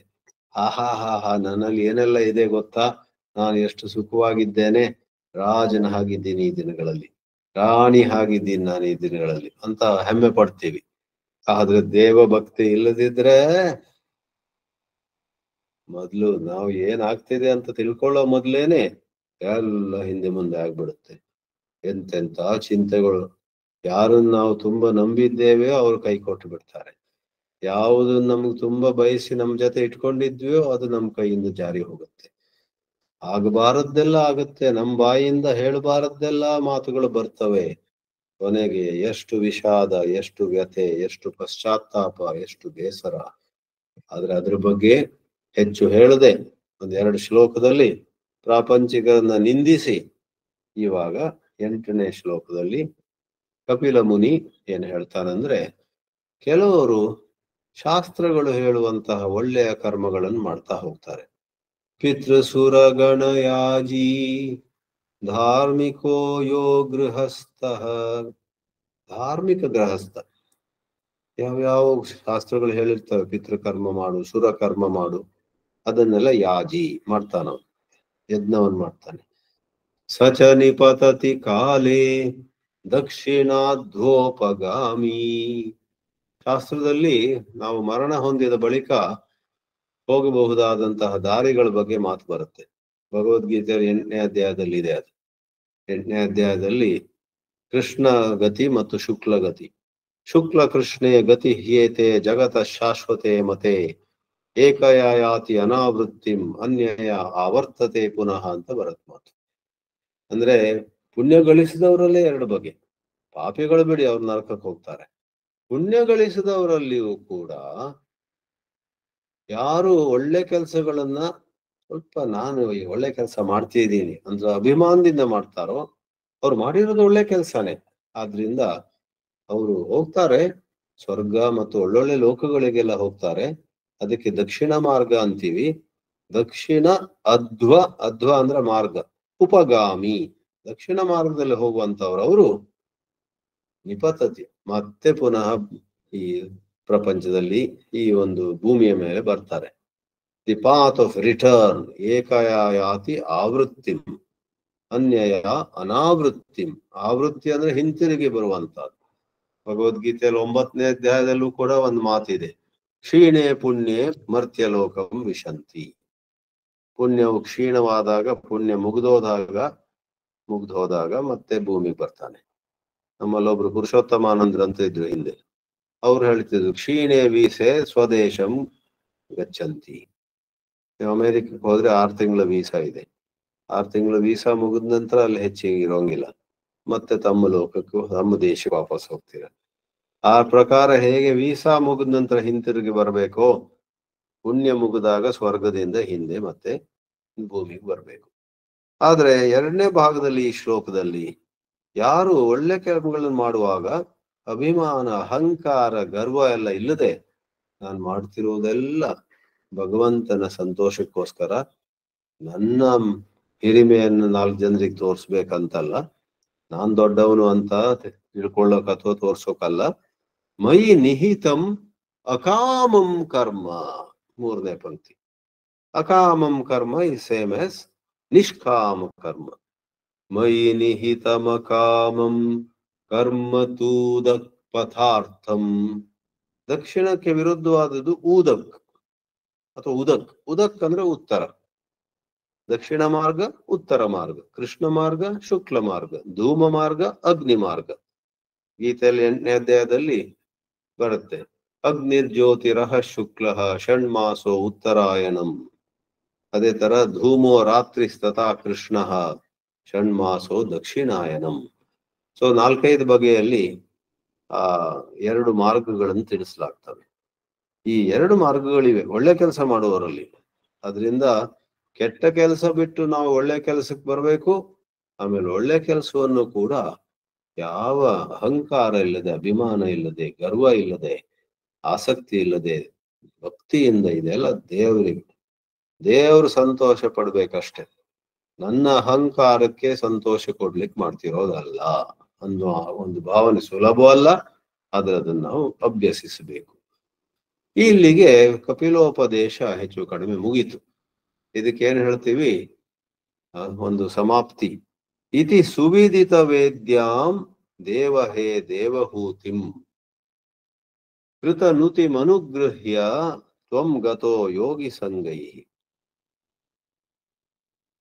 ನಾರಾಯಣ ಭಟ್ಟತಿರಿ ಹೇಳ್ತಾನೆ ಮಹಾವಿಷ್ಣುವಿಗೆ, ಈ ಪ್ರಕಾರ ನೀನು ದೇವಹೂತಿಗೆ ಅವಳನ್ನ ವೇದ ವೇದ್ಯಾಂ ವಿದಿತ ವೇದ್ಯಾಂ, ಏನನ್ನ ತಿಳ್ಕೊಳ್ಬೇಕೋ ಅದು ವೇದ್ಯ, ವಿದಿತ ಅಂದ್ರೆ ಅದು ತಿಳಿದಾಯ್ತು. ನೋಡಿ, ಸಂಸ್ಕೃತದಲ್ಲಿ ಒಂದು ಕೃತಕೃತ್ಯ ಅಂತ ಶಬ್ದ ಇದೆ. ಕೃತ್ಯ ಅಂದ್ರೆ ಮಾಡ್ತಕ್ಕದ್ದು, ಮಾಡ್ಬೇಕಾದ್ದು. ಕೃತ ಅಂದ್ರೆ ಮಾಡಿ ಆಯ್ತು. You have done what had to be done. ಮಾಡ್ಬೇಕಾದ್ದು ಮಾಡಿ ಆಯ್ತು, ಹೇಳ್ಬೇಕಾದ್ದು ಹೇಳಿ ಆಯ್ತು, ಕೊಡ್ಬೇಕಾದ್ದು ಕೊಟ್ಟಾಯ್ತು. ಅದರಿಂದ ನೀವು ಫ್ರೀ. ನಾವು ಕೊಡ್ಬೇಕಾದ್ದು ಕೊಟ್ಟಾಯ್ತು. ಆ ಪ್ರಕಾರವಾಗಿ ವೇದ್ಯವು ವಿದಿತವಾಯ್ತು. ಕೃತಕೃತ್ಯ ಅನ್ನುವ ಹಾಗೆ ವೇದಿತ ವೇದ್ಯ ಅವ್ರ ವಿದಿತ ವೇದ್ಯ. ದೇವಹೂತಿಯನ್ನ ಕೃತಾರ್ಥಳಾಗಿ ನೀನು ಮಾಡಿ ಅವಳು ನಿನ್ನನ್ನ ಹೊಗಳ್ತಾಳೆ. ಆ ಹೊಗಳಿಕೆಯನ್ನ ಅಥವಾ ಸ್ತುತಿಯನ್ನ ಆಲಿಸಿ ಅವಳನ್ನ ಅನುಗ್ರಹಿಸಿ, ಕೃತ ನುತಿಂ ಅನುಗ್ರಹ್ಯ ತ್ವಂ ಗತಃ. ಹೇ ಕಪಿಲ ಮುನಿ, ನೀನು ಆ ಕ್ಷಣವೇ ಆ ಊರನ್ನ ಬಿಟ್ಟು ಹೊರಟೋಗ್ತೀಯ. ಯಾರ ಜೊತೆ? ಅಷ್ಟೊತ್ತಿಗೆ ತುಂಬಾ ಯೋಗಿಗಳೆಲ್ಲ ಬರ್ತಾರೆ. ಆ ಯೋಗಿಗಳೆಲ್ಲ ಈ ಕಪಿಲೋಪದೇಶವನ್ನು ಕೇಳುತ್ತಾ ಆನಂದಿಸ್ತಾರೆ. ಆ ಎಂತಹ ದೃಶ್ಯ ಇದು! ಅದ್ಭುತವಾದ ಒಂದು ಸನ್ನಿವೇಶ. ಜ್ಞಾನಿಯಾದ ಪುಟ್ಟ ಮಗ ಈ ಒಳ್ಳೆಯ ಸಾಧಿಕೆಯಾದಂತಹ ತಾಯಿಗೆ ಕೊಟ್ಟ ಉಪದೇಶ ಬಹಳ ಅದ್ಭುತ. ಅಂತಹ ಯೋಗಿಗಳ ಜೊತೆಗೆ ಆತ ಹೊರಟೋಗ್ಬಿಡ್ತಾನೆ. ತ್ವಂ ಗತಃ. ಮಹಾವಿಷ್ಣು ಕಪಿಲ ರೂಪದಲ್ಲಿ ನೀನಿದ್ದವನು ಯೋಗಿಗಳ ಸಮೂಹಗಳ ಜೊತೆ ಹೊರಟು ಹೋದಿ. ಆಮೇಲೆ ವಿಮಲಮತಿ ರಥಾಸೋ ಭಕ್ತಿ ಯೋಗೇನ ಮುಕ್ತ. ದೇವಹೂತಿಗೆ ಏನಾಯ್ತು? ದೇವಹೂತಿ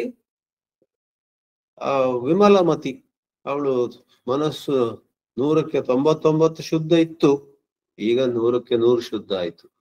ಅವಳು ಮುಕ್ತಳಾಗ್ಬಿಡ್ತಾಳೆ. ಮತ್ತೆ ನೀನು ಅವ್ರ ಜೊತೆ ಹೋದವನು ಎಲ್ಲಿ ಹೋಗ್ತೀಯ? ತ್ವಮಪಿ ಜನಹಿತಾರ್ಥಂ, ಎಲ್ಲೋ ಸುಮ್ಮನೆ ಹೊರಟೋಗೋದಲ್ಲ. ಈ ಪ್ರದೇಶವನ್ನು ಬಿಟ್ಟು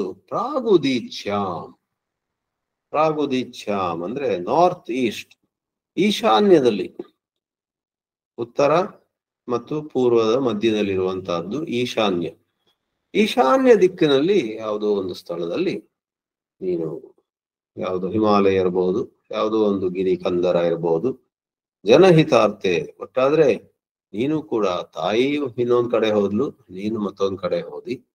ಅಲ್ಲಿ ನೀನು ಜನರಿಗೆ ಅನುಗ್ರಹ ಮಾಡುತ್ತಾ ಸದಾ ಬ್ರಹ್ಮನಿಷ್ಠೆಯಲ್ಲಿದ್ದು ಅವತಾರ ಪುರುಷನಾದಂತಹ ನೀನು ಜನಸೇವೆಯನ್ನು ಮುಂದುವರಿಸ್ತಾ ಇದ್ದಿ ಅಂತ ಈ ಪ್ರಕಾರವಾಗಿ ಹೇಳಿದ ಬಳಿಕ ಕೊನೆಯಲ್ಲಿ ಈ ನಾರಾಯಣ ಭಟ್ಟತಿರಿ ಅನ್ನುವನು ತನ್ನ ವೈಯಕ್ತಿಕವಾದ ವಿಷಯವನ್ನು ಮಂಡಿಸ್ತಾನೆ. ಈ ತುಂಬಾ ಅಧ್ಯಾಯಗಳಲ್ಲಿ ಬರುತ್ತೆ. ಕೊನೆಯಲ್ಲಿ ನನ್ನ ರೋಗವನ್ನು ಹೋಗಲಾಡಿಸು, ನನ್ನನ್ನ ಕೃಪೆಯಿಂದ ನೋಡಿ ಅನುಗ್ರಹ ಮಾಡುವಂತ. ಪರಮ ಕಿಮು ಬಹುಕ್ತ್ಯಾ ತ್ವತ್ಪದಾಂಭೋಜ ಭಕ್ತಿಂ ಸಕಲ ಭಯ ವಿನೇತ್ರೀಂ ಸರ್ವಕಾಮೋಪನೇತ್ರೀಂ ವದಸಿ ಖಲು ದೃಢಂ ತ್ವಂ ತದ್ವಿಧೂಯಾಮಯಾನ್ಮೇ ಗುರುಪವನ ಪುರೇಶ ತ್ವಯ್ಯುಪಾಧತ್ಸ್ವ ಭಕ್ತಿಂ. ಪರಮ, ಇದು ಸಂಬೋಧನ. ಹೇ ಪರಮ, ಹೇ ಶ್ರೇಷ್ಠನೇ, ಹೇ ಎಲ್ಲಕ್ಕಿಂತ ಶ್ರೇಷ್ಠನಾದವನೇ. ಕಿಮು ಬಹುಕ್ತ್ಯ, ಹೆಚ್ಚು ಹೇಳುವುದರಲ್ಲಿ ಏನು ಅರ್ಥ ಇದೆ? ಸುಮ್ಮನೆ ಹೇಳ್ತಾ ಹೋಗೋದ್ರಲ್ಲಿ ಏನು ಅರ್ಥ ಇಲ್ಲ. ತ್ವತ್ಪದಾಂಭೋಜ ಭಕ್ತಿಂ ವದಸಿ, 3rd ಲೈನಲ್ಲಿ ವದಸಿ ಇದೆ. ನೀನು ತಾಯಿಗೆ ಕೊಟ್ಟಂತಹ ಎಲ್ಲ ಉಪದೇಶದಲ್ಲಿ ಎತ್ತಿ ಹಿಡಿದಂತ ವಿಷಯ ಏನಂತ ಹೇಳಿದ್ರೆ, ನಿನ್ನ ಪದ ಕಮಲಗಳಲ್ಲಿ ಭಕ್ತಿಯನ್ನ ಇಟ್ಕೊಂಡವರಿಗೆ ಒಳ್ಳೇದಾಗತ್ತೆ. ಅದನ್ನ ವದಸಿ ನೀನು ಹೇಳುತ್ತಿ. ಆ ಭಕ್ತಿ ಎಂಥದ್ದು? ಸಕಲ ಭಯ ವಿನೇತ್ರೀಂ. ವಿನೇತ್ರಿ ಅಂದ್ರೆ ಕೊಂಡೊಯ್ಯುವಂತಹದ್ದು, ನಮ್ಮಿರೋ ಭಯವನ್ನೆಲ್ಲ ದೂರಪಡಿಸುತ್ತೆ ಅದು. ಮತ್ತು ಸರ್ವಕಾಮ ಉಪನೇತ್ರೀಂ. ಹೇಗೋ ನಮ್ಗೆ ಯಾವ್ದು ಕೆಲವು ಆಸೆಗಳಿದ್ರೆ ಆ ಭಕ್ತಿ ನಮಗೆ ಆಸೆಗಳನ್ನು ಪೂರೈಸುವ ಶಕ್ತಿಯನ್ನು ಹೊಂದಿರುತ್ತೆ. ನಮಗೆ ಬೇಕಾದದ್ದನ್ನು ತಂದುಕೊಡುತ್ತೆ, ನಮ್ಮಲ್ಲಿ ಇರಬಾರದದ್ದನ್ನ ಹೋಗಲಾಡಿಸುತ್ತೆ. ನೀನದನ್ನು ವದಸಿ.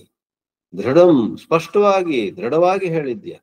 ಅಂತಹ ನೀನು, ಅಂತಹ ಕರುಣಾಮಯನಾದಂತಹ ನೀನು ಹೇ ಶ್ರೀಕೃಷ್ಣ, ವಿಧೂಯ ಆಮಯಾನ್ ಮೇ. ಆಮಯ ಅಂದ್ರೆ ರೋಗ.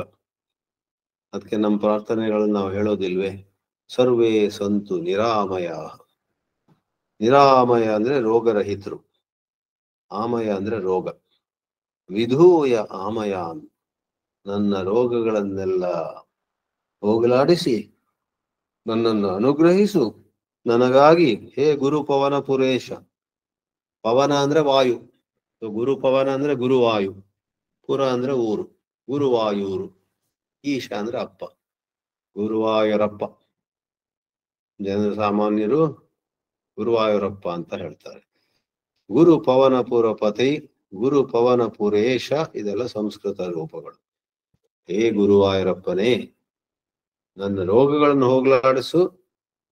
ಆ ರೋಗಗಳು ಹೋಗಲಾಡಿಸುವ ಮೂಲಕ ನನಗೆ ವಿಷಯ ಭೋಗದಲ್ಲಿ ಹೆಚ್ಚು ಹೋಗ್ಲಿಕ್ಕೆ ಸಾಧ್ಯ ಅಂತ ಅದಕ್ಕೆಲ್ಲ ಹೇಳ್ತಿರೋದು.